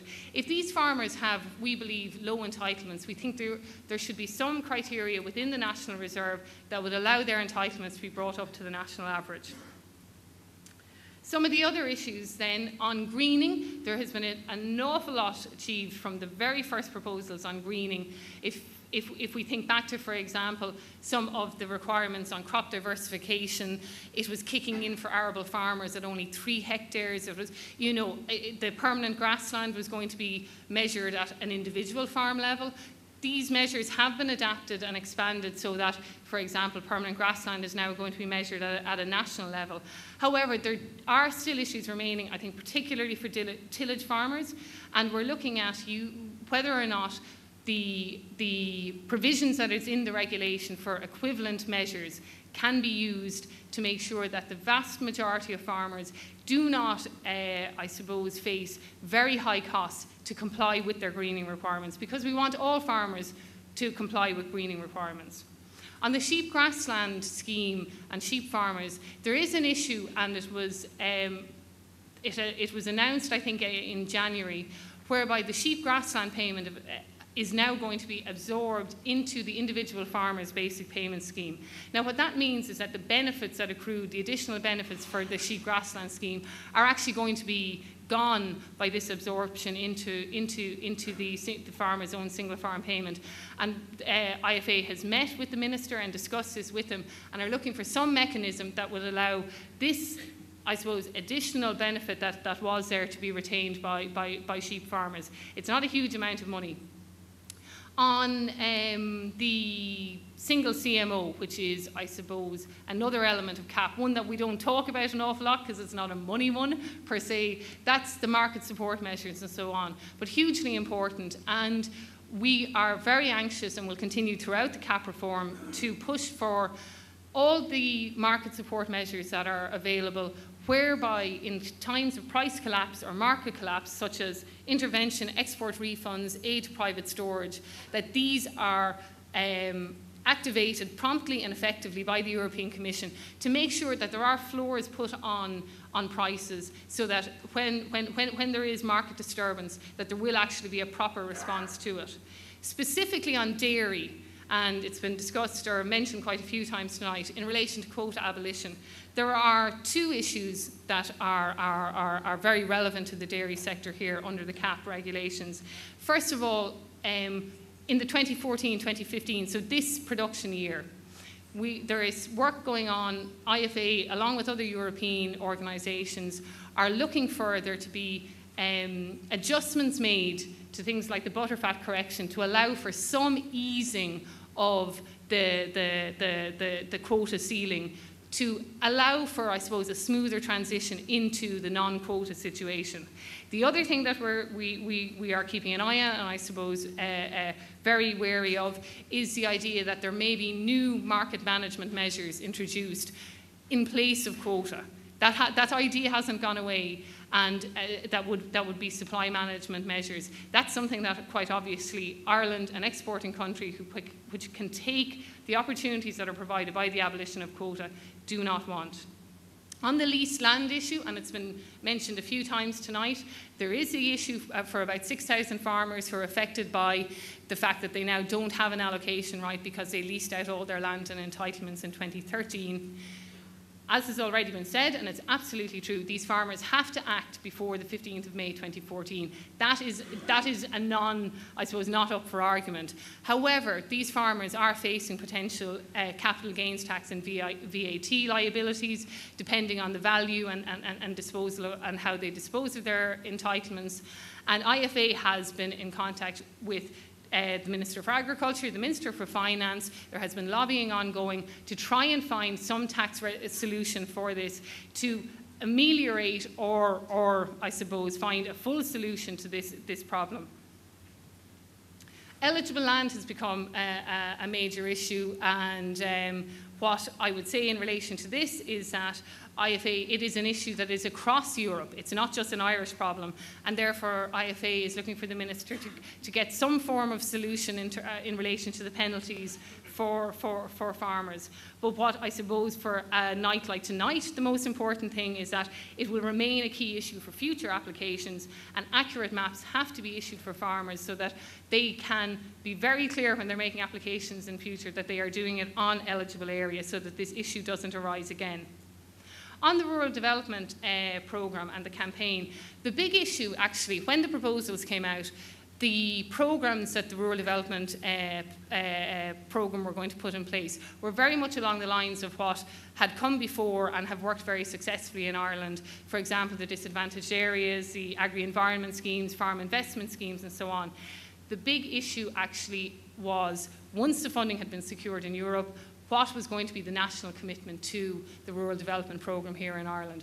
And there was a massive campaign in the last few months of last year to try and secure the maximum national commitment. The response was a commitment of about 46% co-financing. Look, what does it boil down to? Annual funding of about 580 million per year for the Rural Development Plan, and that's going to be for a variety of programmes for on-farm investment, disadvantaged areas, agri-environment, knowledge transfer through discussion groups. And if you think about it, when all the discussion at one point focused on the single farm payment and so on, you look now, the single farm payment is 1.2 billion, and the rural development per year, and the rural development programme is going to be in effect 600 million per year. It shows just how important it is, and it was, to fight for the maximum national financing for the rural development programme. On the new rural development programme, a few things that for discussion and resolution. It has been announced that the new GLOS scheme, which is going to be the replacement for REPS and AOS, that it hopefully will be available for up to 50,000 farmers with a maximum payment of up to €5,000. What we want to see is a scheme opening up in September of this year so that it can actually roll out, plans starting in January of next year, and that there would be up to 20,000 farmers in the scheme in the first year. Obviously that number ramping up over the course of the programme. It must be prioritised farmers who are leaving REPS and those who have been excluded from AOS 3.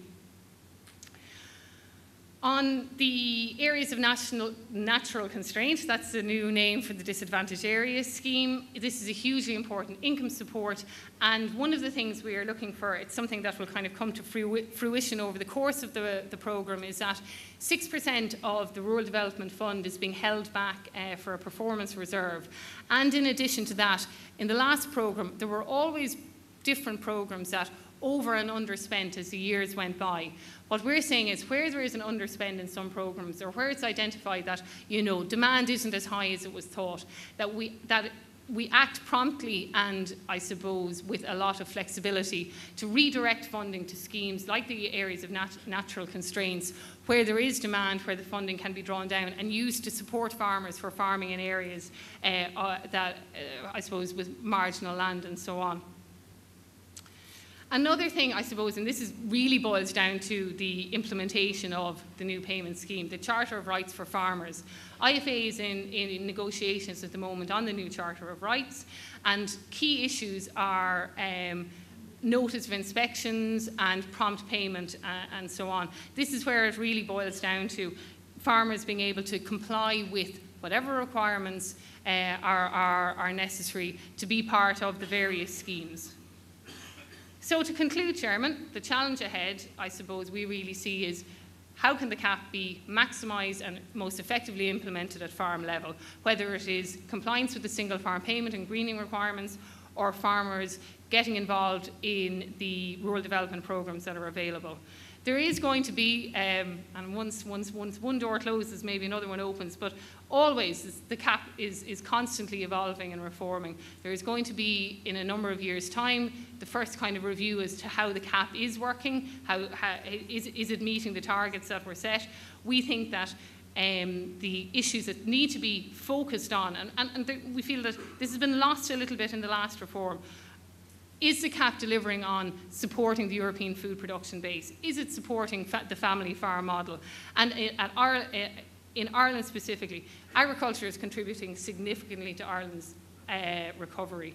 And to continue to do so, we need a strong rural development programme, and we need every year with the budget. We've got a 7-year commitment on the Rural Development Programme, but I can tell you every single year we will be negotiating and pushing hard to make sure that that commitment is met in each annual budget. And finally, I would say the CAP is one hugely important part of farmers' lives and so on. There's an awful lot of other policy issues that we want to make sure are coherent with the principles of the CAP. An example would be the taxation review of all farm taxation that's just about to kick off, and we want to make sure that the outcomes of that are coherent with and supportive of the CAP principles. That is on-farm investment, farmers maximising what they can do with their farm, supporting young people to move into farming and increasing land mobility. Thanks very much for listening, everyone.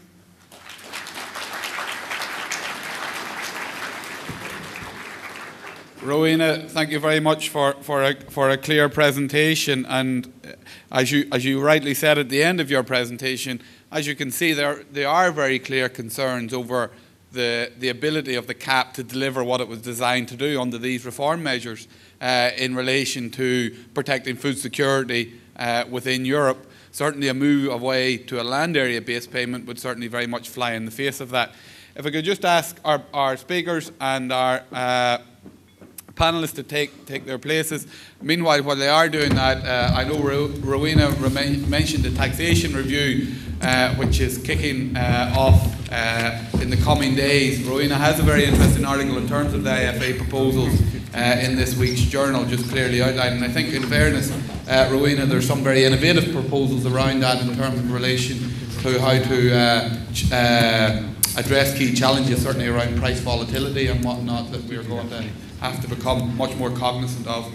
So, ladies and gentlemen, what I have here, we've collected the questions. We haven't them all. I'm sure there'll be a few more after Tig and Rowena's.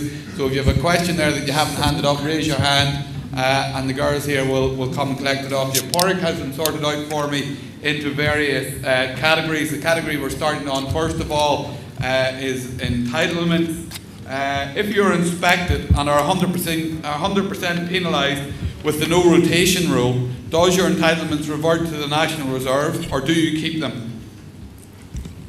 Okay, well, currently, if you're penalised and had no eligible land in 1 year, the entitlements are on a 2-year rotation. So it's only if they're non-used over a period of 2 years that they would expire and revert into the fund.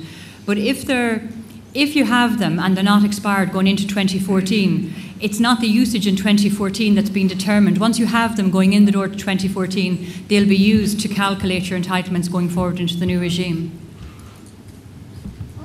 Okay, one on the beef side in relation to a farmer that has bought land since. I'm a beef farmer with 28 entitlements valued at €134 per hectare. I'm currently farming a total of 74 hectares. He purchased 40 hectares in 2004 without entitlements. Will I be able to claim any support on this new land? Okay. He bought the land, the 40 hectares this year in 2014. Okay, the land that was purchased in 2014 won't be taken into account because it's the lesser land of 2013, 2015. But you did say you had 28 entitlements on 74 hectares. So excluding the 40 hectares, that's 34 hectares that you had in 2013. So the entitlements, the value of the 28 entitlements will be spread across the 34 hectares. And what I would say, ladies and gentlemen, if there is some anomaly that we haven't answered your question just totally correct in terms of misinterpretation, do feel free to raise your hand, and you can ask you can provide the panel with a bit more detail to help you get the full answer. My CAP question: I have leased my land and the entitlements on a 5-year lease. This is the final year of the lease. How can I get the entitlements back? And I suppose this is a real hot potato in terms of between the leaser and the leasee. Yeah, this is a typical private contract clause, really, that this farmer wasn't farming in 2013 at all. Are 100% of the entitlements leased out? Yeah, the 100%, the land and the entitlements have been leased on all land and entitlements are leased out. Lease. Yeah. Yeah. If all land and entitlements were leased out, this is the case of the 100% leased out, and then if that means that the owner of the entitlements doesn't have an allocation right, and this would be a farmer that should have really received a letter from us then, advising to transfer the entitlements permanently. If 100% is leased out, the farmer didn't farm at all in 2013, has no allocation right, the entitlements will die at the end of 2014. If the farmer was farming and leased out some, well, the farmer then has an allocation right and can enter a private contract clause. That's the difference. And just in that case, the farmer can sell them at the open market as one. You can also release them out, basically release out the land, permanently transfer the entitlements to the new or the existing active farmer or new active farmer.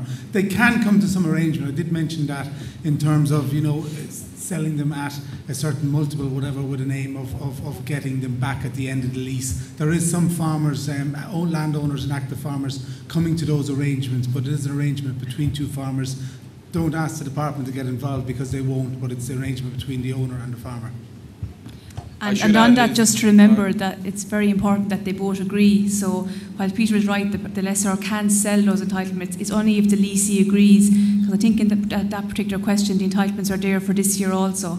So the leasee owns those entitlements until 31st of December 2014. So it's in their best interests to come to an agreement, complete a transfer of entitlements by the 15th of May of this year and definitively transfer the entitlements. Okay, I should say, ladies and gentlemen, if there are any specific questions even in relation to the dairy or beef sector as well, we have our dairy editor, Jack Kennedy, and our livestock editor, Porrick Foley, in the audience as well. Staying on the subject of entitlements, what's the situation with leased entitlements? Does the person leasing the land have to buy the entitlements? So it's really, I suppose, a different version of the previous question. Does the person leasing the land have to buy the entitlements, or can they be sold in the open market? If bought, will they have an effect on the situation going forward? Yeah, well, it's like what Michelle just said a minute ago, that if there's a lease in place between two people, then, it's the person who has the land on lease over the period of 2014 and 2015. Really, that's the person who really the entitlements should be transferred permanently to. Now, if that person doesn't want to buy the entitlements,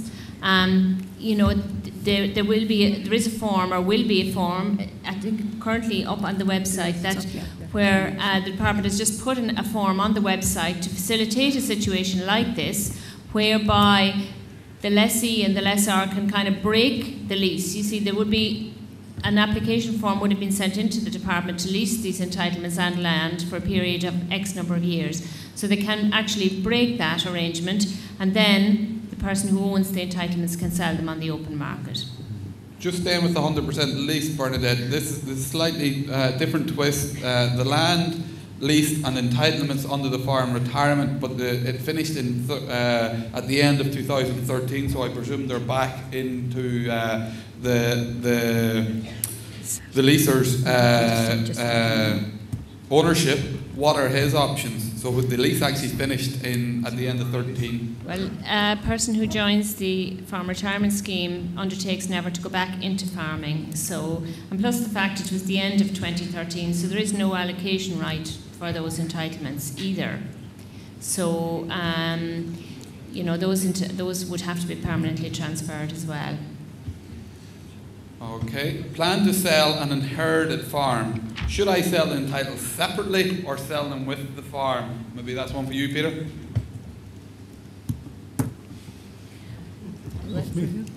Yeah. Look, it depends on the value. At the end of the day, the open market value of entitlements, the value of land. If you add the two of them together, will you get more? In a lot of cases, you probably sell the entitlements and send the land separately could give you just as much. I'd say talk to the auctioneer and look at the market, whatever, but it's probably cleaner if you sell the entitlements without the land. Okay. Does the sale of land with entitlements activate a non-allocation right farmer? Does the allocation? I'll skip that when I come back. With entitlements worth €100 per hectare, drop of 33% by 2019. Is this correct? No, that's not correct. An entitlement with a current unit value of €100 is under the national average and will converge upwards by 2019. So in that case, that farmer will gain. He will gain up to at least €150 per hectare on that entitlement. So that's about 50% of an increase for that farmer by 2019. I mean, he'll be in a group of accelerated gainers who will get an increase to get up to that 115 in 5 equal steps, 150 in 5 equal steps. Okay, we're moving on to the PCC. If I own 64 hectares and have 64 entitlements, what happens if I lease 30 hectares on a long-term 10-year lease? Can I still draw down 64 entitlements if I use a PCC in the lease?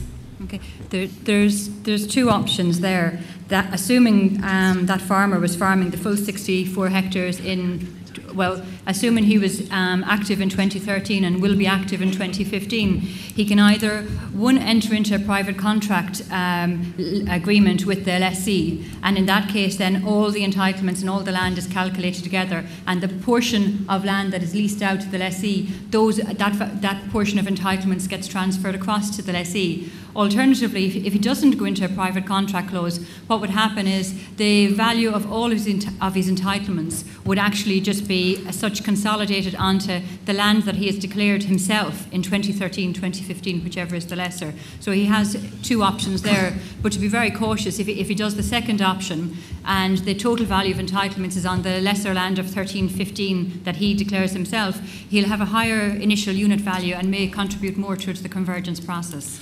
And I mean, I was talking to one farmer today, and he was in that rough scenario, whatever, and it was actually his son was coming back, and he was looking to lease the kind of 30 hectares to his son. So in that way, if his son was eligible for National Reserve, he could lease, form a unit, and then go to the National Reserve for entitlements in his own right. So, you know, there's different scenarios in that option, just depending on who's coming after you. Okay, just going back to the last question. Does the sale of land with entitlements give an allocation right to a farmer who buys the land? So if you buy land, you haven't been a farmer, you buy the land with entitlements, does that give you an allocation right? Okay. If you purchased land and entitlements in 2014, say, and you didn't have an allocation right in your own right, if the farmer that you purchased those land and entitlements off of did have an allocation in 2013, there is a contract that you can, the private contract clause, where you can actually transfer that right of allocation. But the key there is that the farmer selling the land has to remain active in 2015 to basically establish the entitlements. In the old system, 2005, actually you could sell the whole farm and get the person buying it to establish entitlements. In this one around, the farmer has to be farming 2015 to sell it as well. 1 hectare and 1 entitlement, but just has to be active. I think this is another one for you, Peter. After the linear reduction in 2014, my entitlements are worth €845 a hectare. If I rent 6 hectares extra in 2015, my value per an entitlement will fall to €680 per hectare. Am I better off without the rented land? That, I mean, again, coming back to 2013 or 15, whichever is leased, the extra land won't do anything for him. It'll be the land he farmed in 2000 and 2013. So extra land doesn't reduce the value of entitlements. Is there a special form available for the sale of entitlements in 2014? Yeah, so there's a transfer of entitlements form available on the department website for any method of the transfer or moving entitlements, and it has to be in by the 15th of May 2014. Okay, another detailed one. I have 55 entitlements on 55 hectares valued at €24,800. Area declared in 2013, 65 hectares. I may not have this extra 10 hectares from 2015. What effect will it have? All that will happen in that case is if the farmer doesn't have 65 hectares in 2015 and declares 55 hectares in 2015, it'll be the lesser of the two land values that will be taken into account. So the total value of his owned entitlements in 2014 will be used, but it'll be the lesser of the land in 2013, 2015. So in this case, if the farmer declares only the 55 hectares in 2015, that will be his number of entitlements going forward. This is what I spoke about earlier about the type. It's a kind of a type of consolidation in 2015. You know, it's the amount of money, the value of the entitlements owned by the farmer in 2014 and the number of hectares. And if the number of hectares is less in 2015, well then it will mean that the entitlement value will increase, and the number of entitlements that are allocated will be the lesser of 2013, 2015. So it is a type of consolidation really for some farmers maybe who don't want to carry on with leased land in 2015, or want to drop land, not keep it into the future, and have the value of their entitlements just allocated on their owned land. I mean, in that case, it's a difference. I just looked at working out between €450 per hectare average and €380 per hectare average. So if you put less land, I mean, you'll have a higher average per hectare, and you will get cut slightly more from convergence from 15 to 19. Okay, moving on to partnerships, we'll leave entitlements for the minute. Two brothers in partnership up to 2013, split up in 2014. One brother has got a new herd number and will transfer some entitlements to this new herd number. Yeah, what is the position, as he had no payment in this herd in 2013, on this herd number in 2013? So again. Yeah. Okay, so the main thing about partnerships is that they won't be disadvantaged, or there'll be no negative impact on any partnership situation. So what we'll do is we'll look to see what entitlements were established, who had the allocation right, and we'll follow the references. So in that case, they will split off, and as they come out of the partnership, we'll put an allocation right onto each of them. The primary herd number, which was the old herd number that the farmer used to use, and then the new herd number being acquired, and the entitlements will be transferred across according to the decision that's made by the people in the partnership. No negative impact. What you bring into the partnership, you bring out.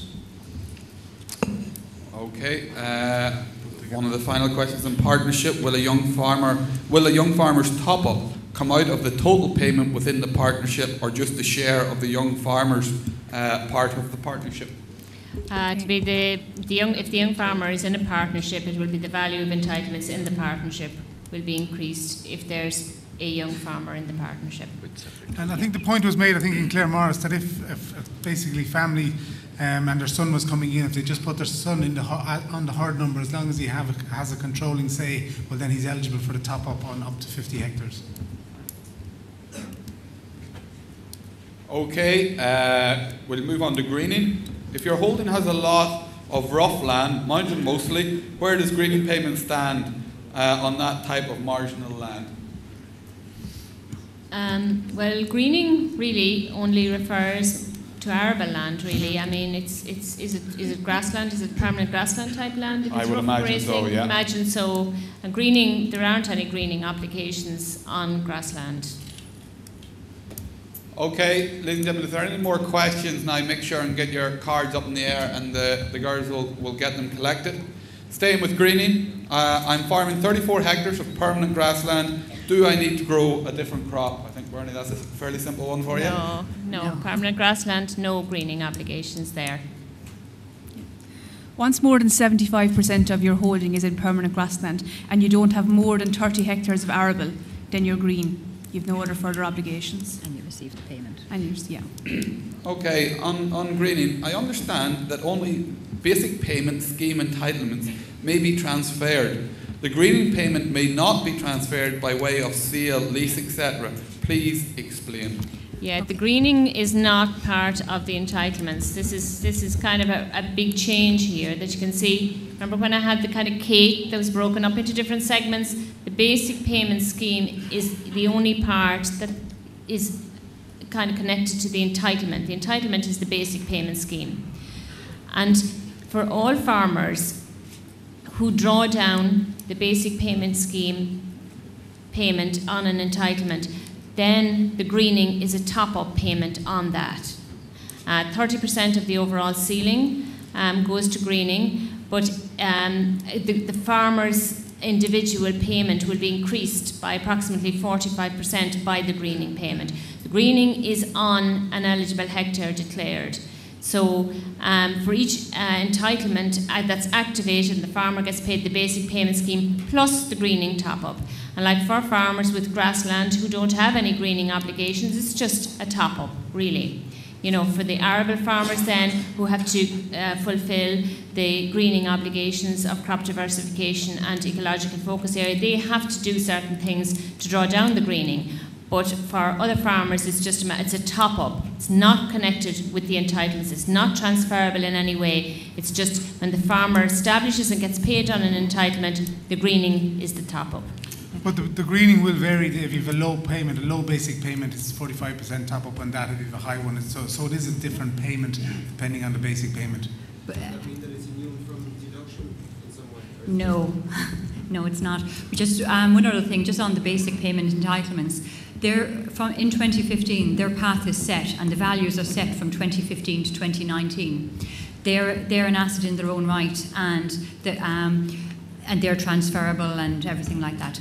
But the greening calculation is calculated independently every year, and it's based on the greening ceiling and the value of activated entitlements each year. So it works out approximately 45%, as Bernie said.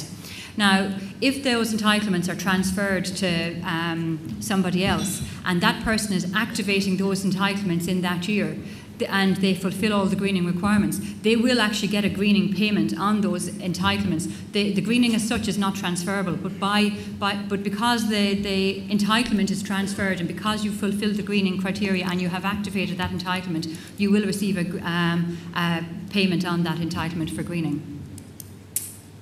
Okay, a different twist to greening. If we reseed our arable ground after the harvest this year and have 75% of land in permanent pasture, will we qualify in submitting our application for 2015, even though in 2014 75% not in permanent pasture, to exempt us from greening? Yes.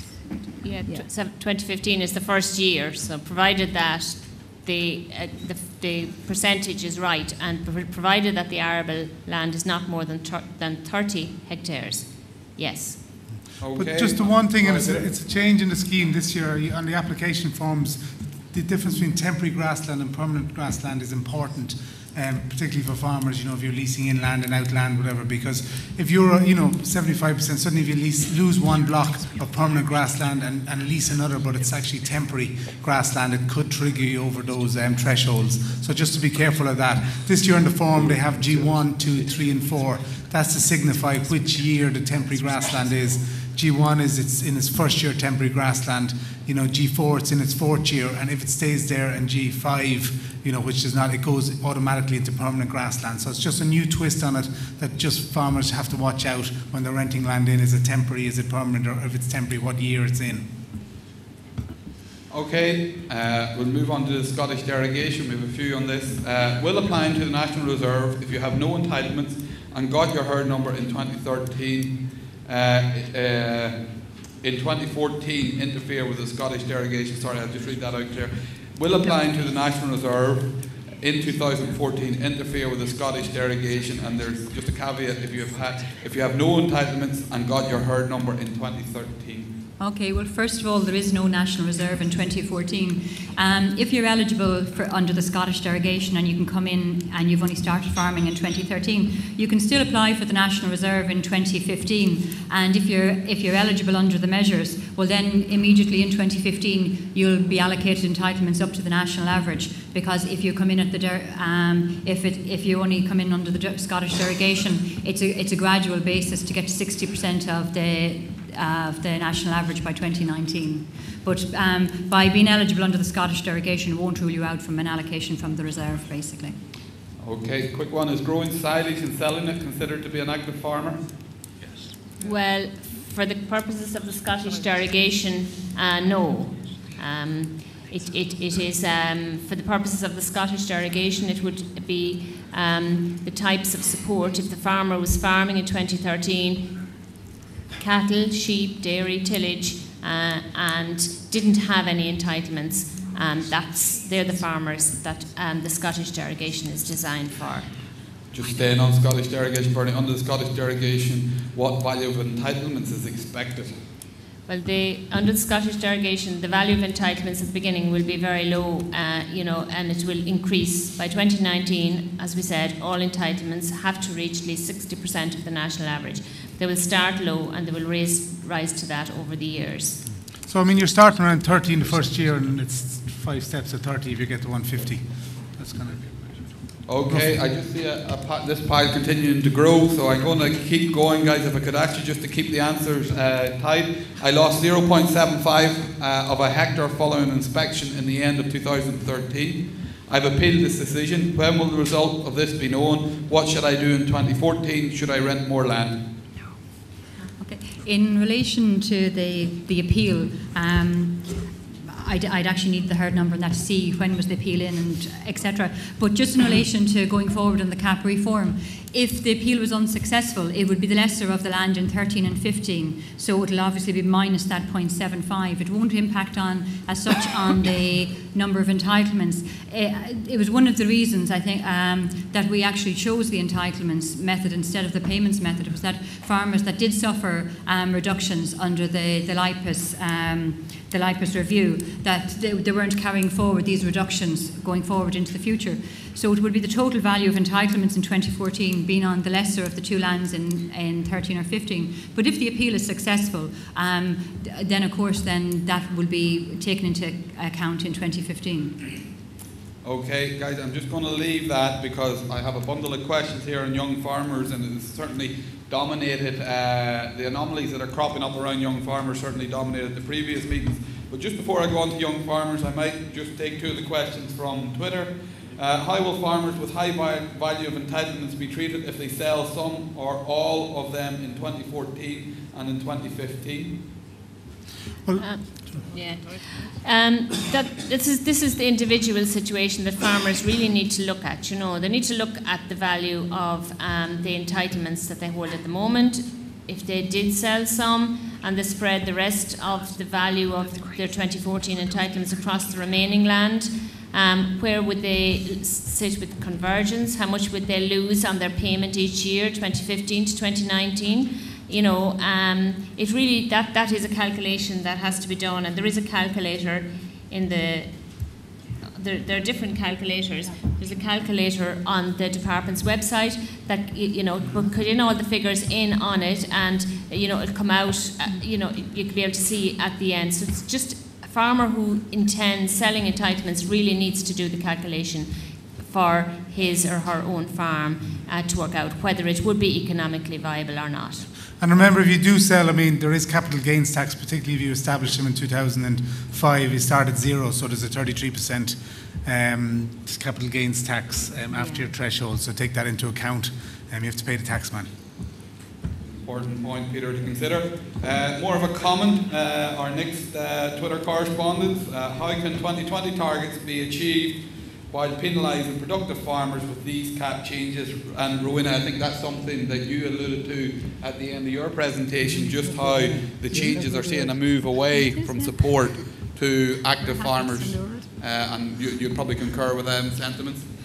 Yeah, Chairman, I suppose just on that would have been why for 3 years we were hugely active in saying that where the proposals were going to flat rate payments based on area and nothing whatsoever to do with production, stocking densities, anything like that was going to be, as we would see, a disaster for production. The outcome of this reform was, I think, a minimisation as far as possible among 28 member states, all looking for different things, a minimisation of the impact on farmers. But we would be very concerned about what impact the proposals will have, not proposals, they're in place now, will have on production, and that's why we're saying in any further review, any look forward at it, when they're looking at whether the cap has been successful or what it is doing, is it actually undermining production? And if so, what measures would have to be done to reverse that?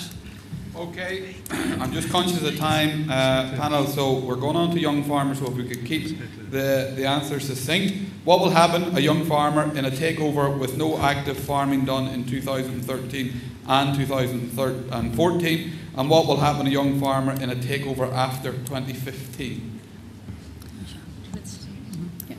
Okay, so that young farmer coming in 2015 is coming in at an ideal time. So the key thing he has to remember is, has he got the required educational qualifications? So it needs to be a FETAC Level 6 equivalent. Once he then submits his land, he'll receive an allocation from the National Reserve on those entitlements. He's also eligible for the top-up in respect of the Young Farmers Scheme, and he'll get his greening. So That's the basic answer. Yeah, just under the young farmer scheme, it's the young farmer comes in 2015 that maximises, because the scheme is 5 years. The the young farmer top up, which is 25% of the value, the national average value of entitlements, is payable for the full 5 years. So if they come in 2016, it's 4 years, 2017, 3 years, etc. And if they come in 2012, 2013, they're still entitled to a couple of years, because if they come in within 5 years of 2015, they might come in have 1 year or 2 years. So it's maximum 5 years. 2015 gives the full benefit. Okay, I'm going to try and vary the young farmer so we're not sort of getting the same question over. Does the Cert and I cover the FETAC level 6 for top-up? The what? The certification in agriculture cover the FETAC level 6 for top-up? Yeah, we'd have to look. We'd have to see who it's actually certified by. So we will have an equivalency, a list of agricultural qualifications available on the department during the year, and with that we'll have equivalent qualifications that are acceptable and deemed equivalent to FETAC level 6. If we assume that it was the green cert that he was referring to, does a green cert cover FETAC level? Yeah. Green cert does. Yeah. So the difference there is some people have FETAC level 5, so FETAC level 5 won't be enough. It has to be FETAC level 6. So just check the qualifications that you have. Okay. Sorry, Chairman, if I could just... Yeah, Rowena, sorry. Come in on that issue, I suppose. Look, that's something that we feel still has to be teased out properly, because in 2012, and this is why we have been in discussion with Teagasc, in 2012 the general green cert was deemed not actually to be of level 6. It was kind of level 5.5, which is why the green cert was amended and kind of added to make it a level 6. However, at the time there was agreement reached that anyone who had the green cert and qualified through age and so on would still qualify for the stamp duty exemption for young trained farmers. And we would be arguing quite strongly that where the qualification was the correct qualification at the time, that it should be deemed to be sufficient, that it was a qualification that was needed by the farmer at the time and should be recognised.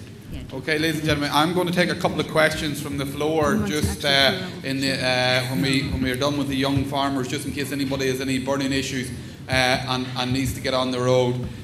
Just on the young farmer, 38, young farmer, I'm 38 in 2015. Will he qualify for the full 5-year top-up? Yes, he will. The answer is yes. Once the person is 40 in the year of application, no more than 40 in the year of application. So for a young farmer, what is the age limit to apply to the National Reserve for additional entitlements?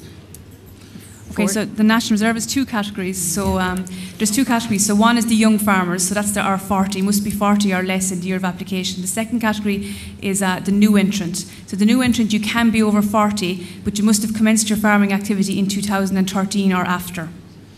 So that's the difference between those. I'm a young qualified, age 28 farmer and started up dairy farming in my own name in 2011. What am I entitled to from the Young Farmer Scheme and National Reserve? I've also bought entitlements of high value in 2012. Was this a mistake? Well, 2011, so 2015, 1 year, 2015, entitled to 1 year.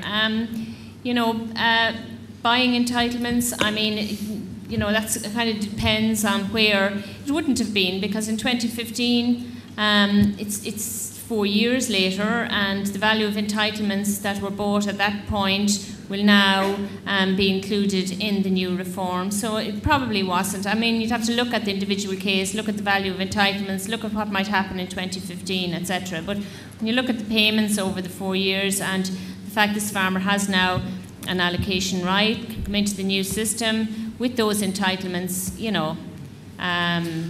with 4 years payments behind as well, I mean, people have bought entitlements from 2005, and I mean, people have bought them from last year back. I mean, a lot of them, they haven't been bad investments compared to other investments that are out there. And the high value entitlements, you've got the money back. Depends what you paid for them. But I mean, you would have got a lot of the money back, and are they a bad investment? Probably in hindsight, no.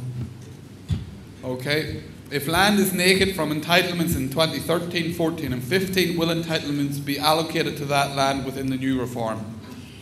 If the farmer has an allocation right in 2013 and if had some naked land, well, it's the land that was declared in 2013. If it was declared in 2013 and it declared in 2015, the entitlement value that's in 2014 will be spread across it, regardless of whether there was entitlements on it before or not.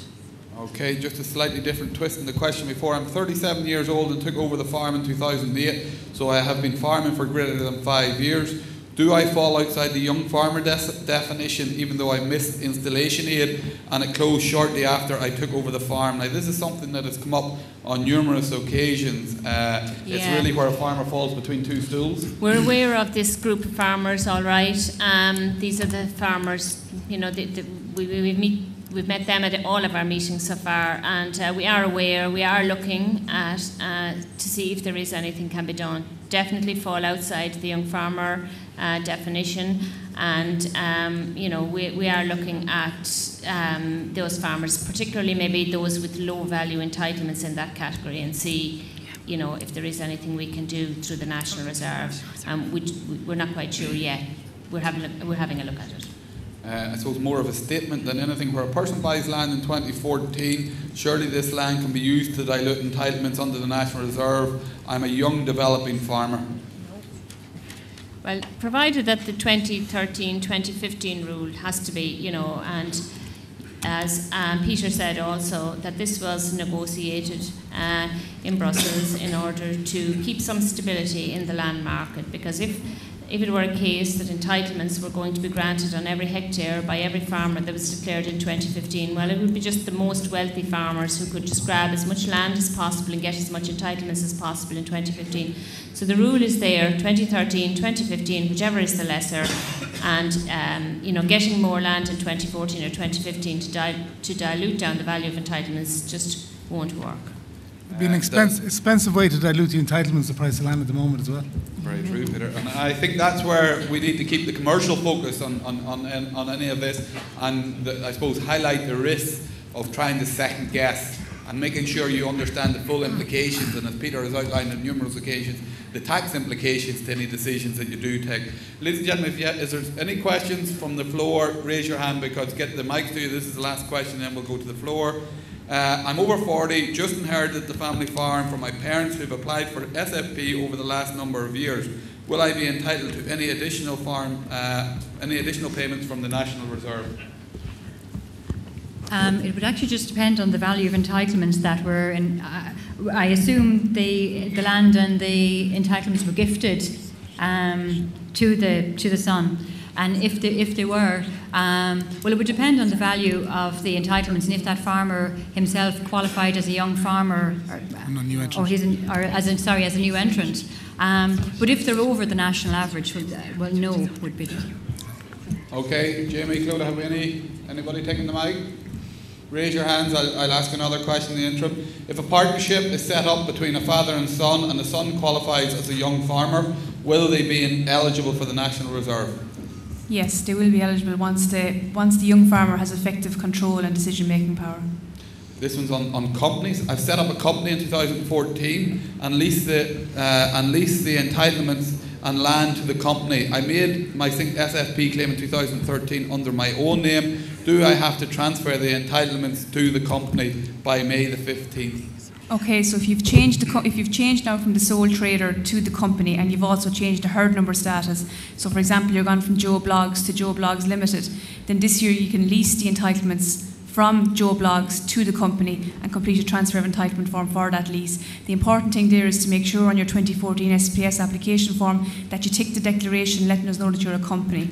Then in 2015, you'll have to complete a change of legal entity. And what the department will do then is they'll allocate those entitlements permanently to the company. Make sure the director or majority shareholder in the company. Okay. But there could be capital gains tax implications for that farmer, so just to check that out with the accountant. Yeah, and again, one of our checks on that would be ensure that when we're looking at the sole farmer and we're looking at the company, that the director on the company has to have been the sole farmer on the herd number.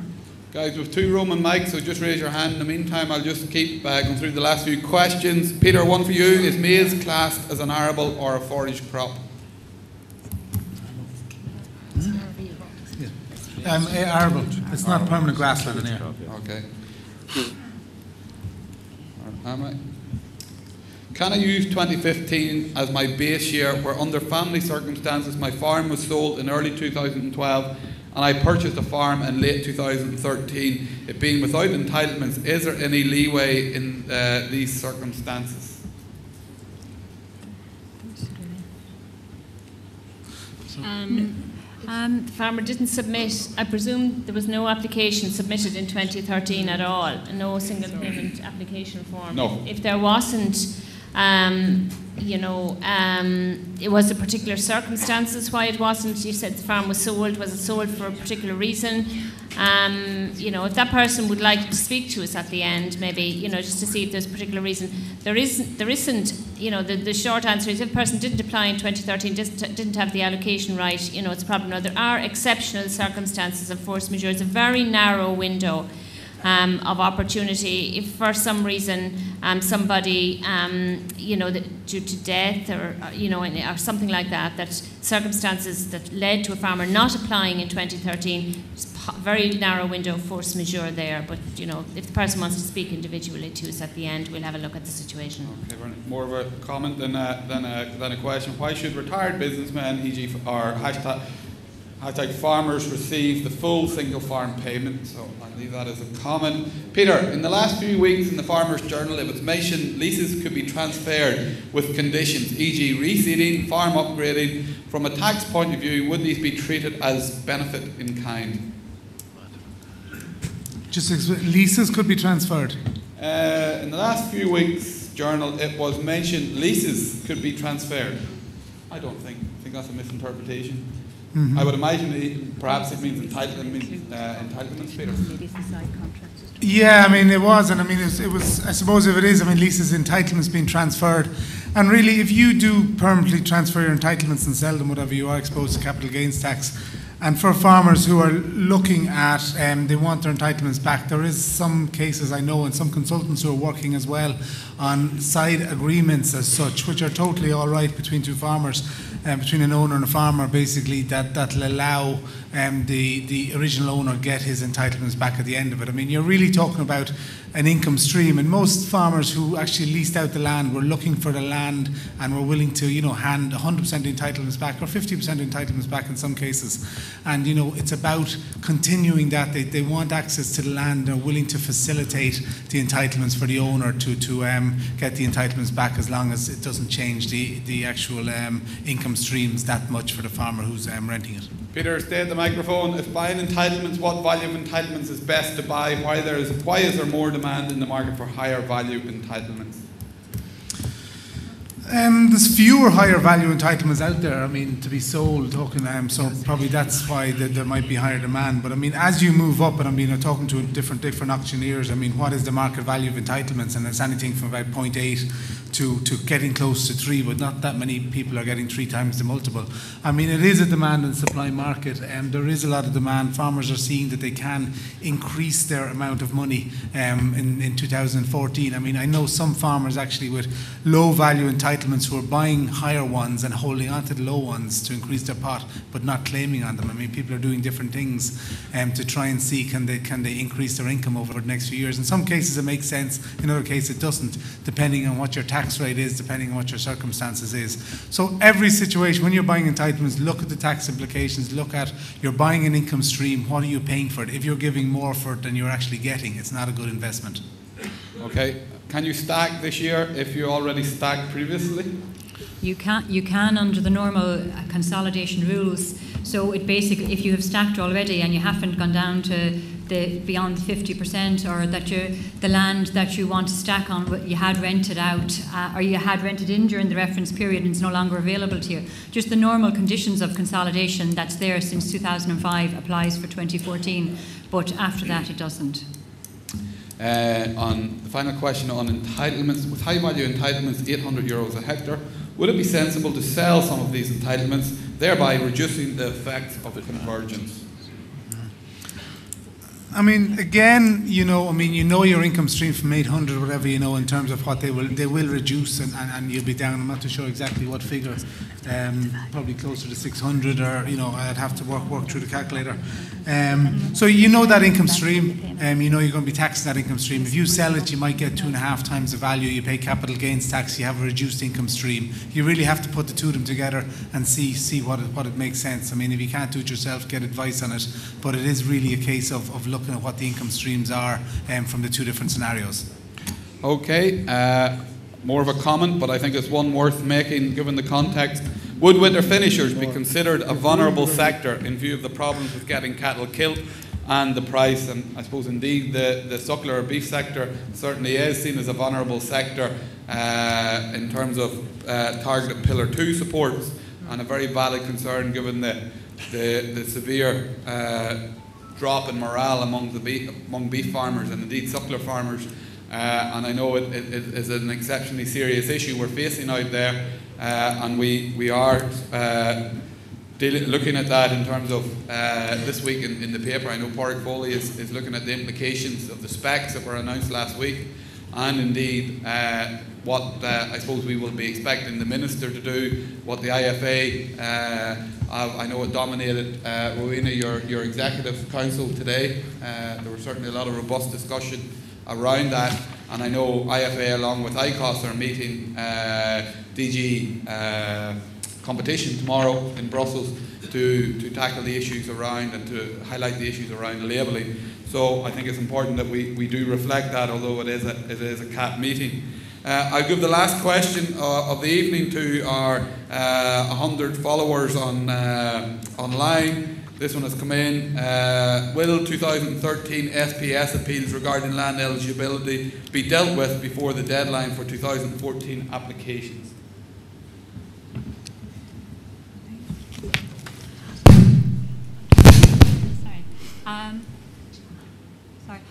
I assume that not all appeals will be dealt with, because I imagine some of them are actually where the inspectors have to go out on the ground and validate the appeals and that. So no is the answer. They won't all be dealt with, but they'll be dealt with. Is it gone? Sorry. The answer is no. They won't all be dealt with by the May 2014 deadline. The appeals are being dealt with on an ongoing basis. Many of them involve inspectors going out on a field visit to validate the land, and so they are being dealt with as fast as possible. But the outcome of the appeals will be reflected in the new calculations going forward, and they will be all dealt with by the time that we're actually putting these calculations together. But no, the amount of them, it wouldn't be possible to deal with by May 2014. Jimmy, you have a question from the floor?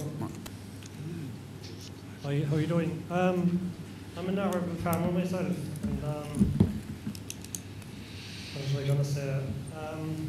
I know would we be better off maybe joining Russia as well, listening to some of these rules and regulations that are coming in for the urban farmer. I met one of our public representatives from Europe coming in tonight, and I tried to ask him a few questions. But all he reminded me of was that we're trying to get into the Guinness Book of Records for shaking the most hens in one night. But this greening coming in for the urban farmer is a very big issue. Like, a lot of farmers are allowed father to son. Just take an example of a farmer with 200 acres. And he might put 100 acres into his son's name, and the farmer then 100 himself. But myself and the brother, we spent the last 3 or 4 years working in conjunction with Tegas for this Better Farming program. The other did a tillage and a beef one. And it's all about efficiency of farming. And just like we'd be farming blocks of land now, kind of 30 miles away from base and all this.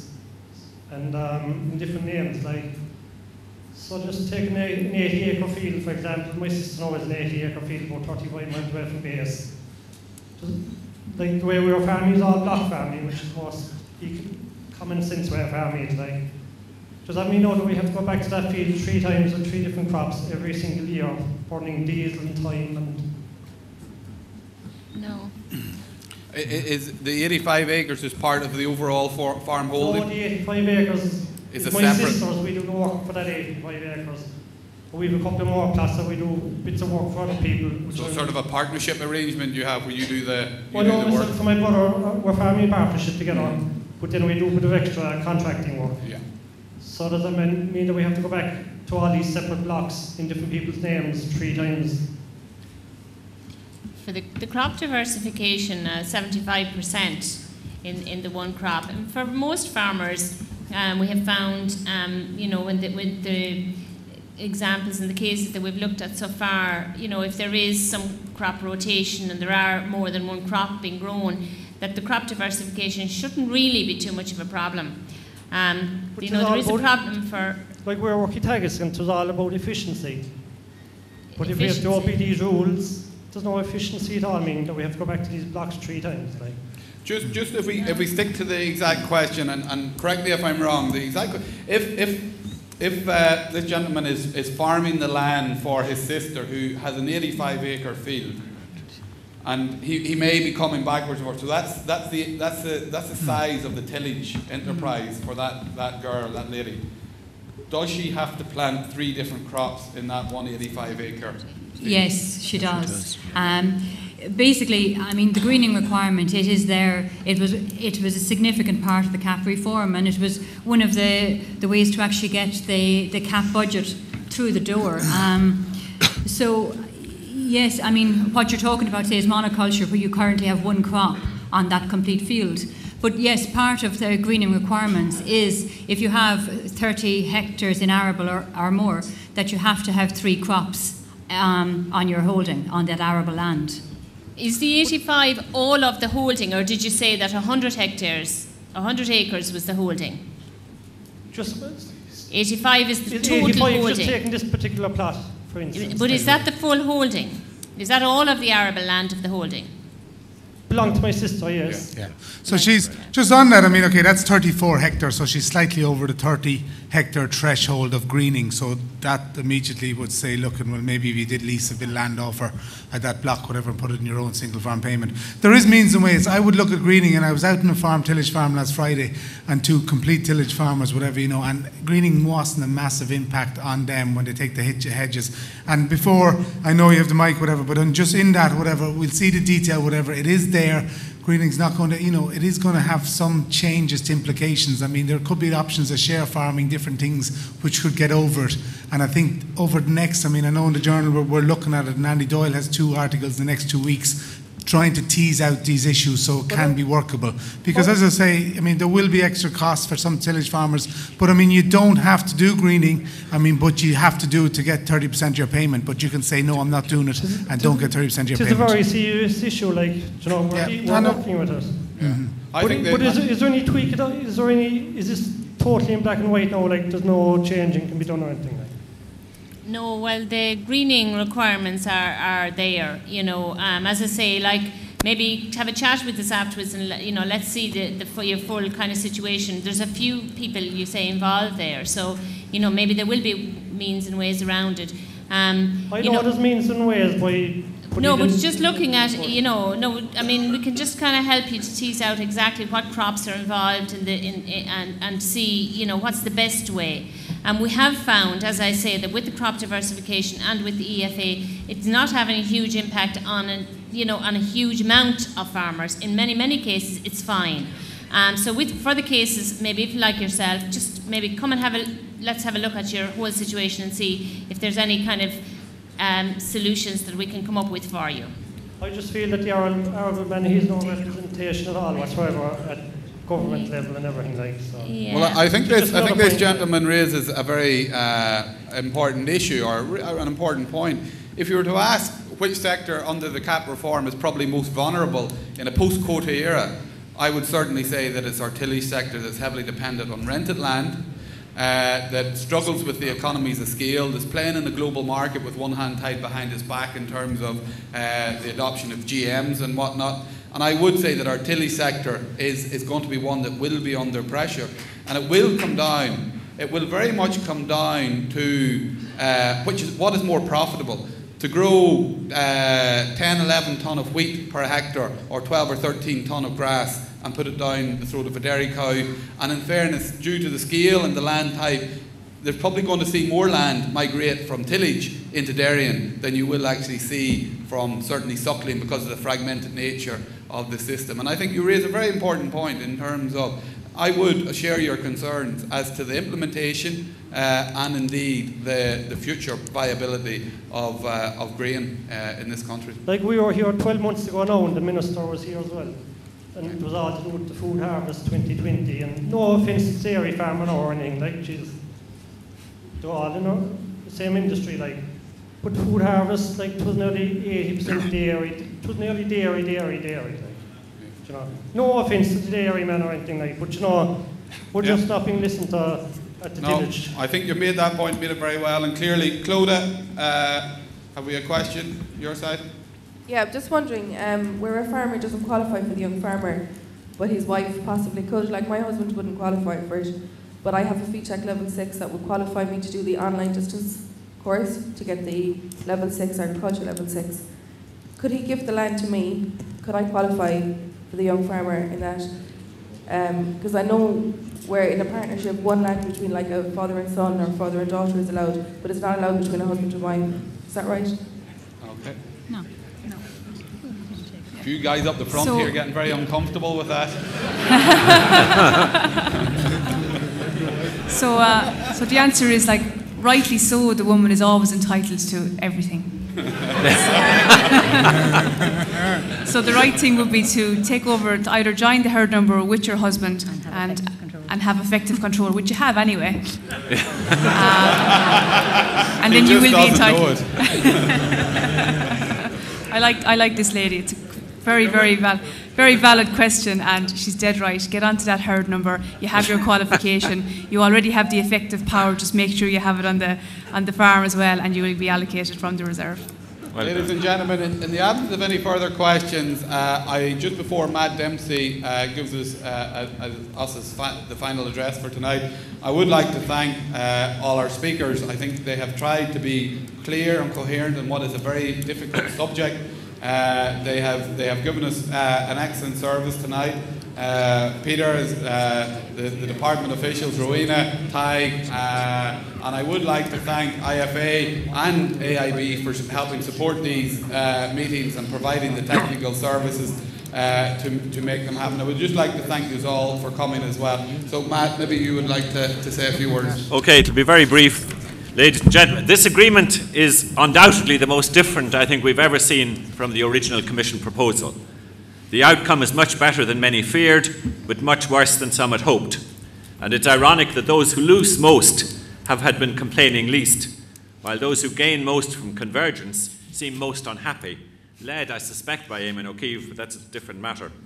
This was really clear at the Carlow meeting, where the highest payments in the country were centred on that whole Carlow-Kilkenny-Laois-Offaly belt.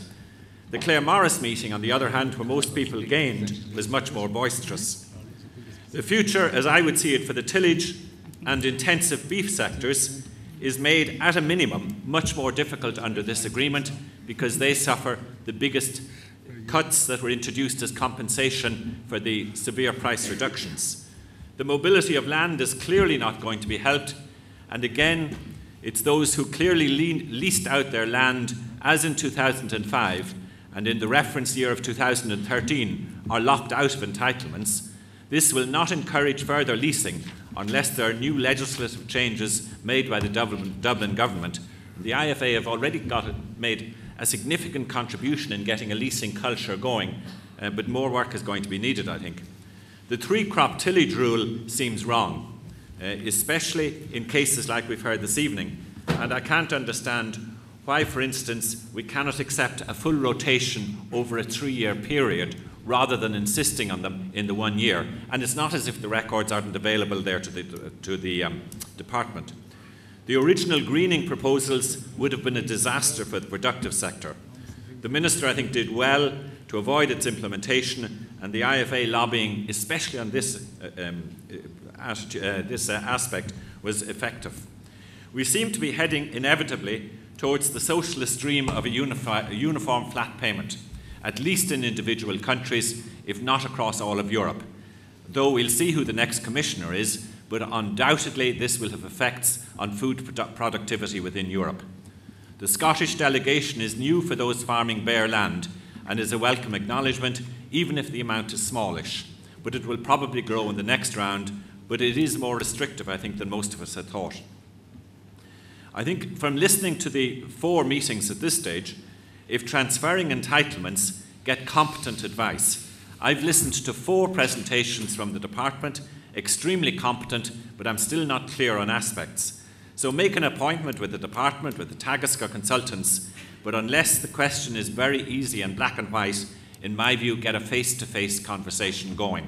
Without it face-to-face, too much gets lost on the line.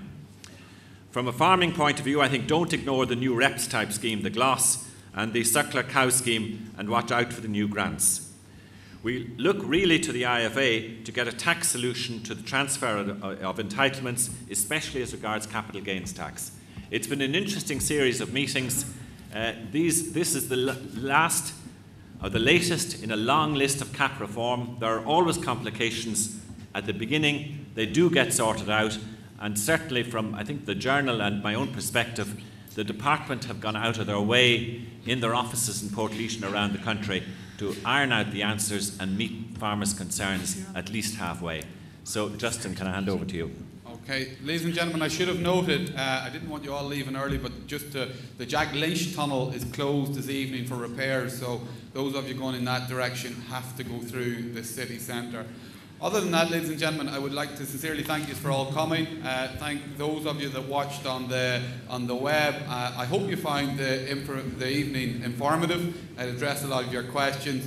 I know Peter will be dealing with a lot of the questions online, Peter, and in the paper every week. So any other feedback or comments, we're always open. Thank you very much, ladies and gentlemen, for your time.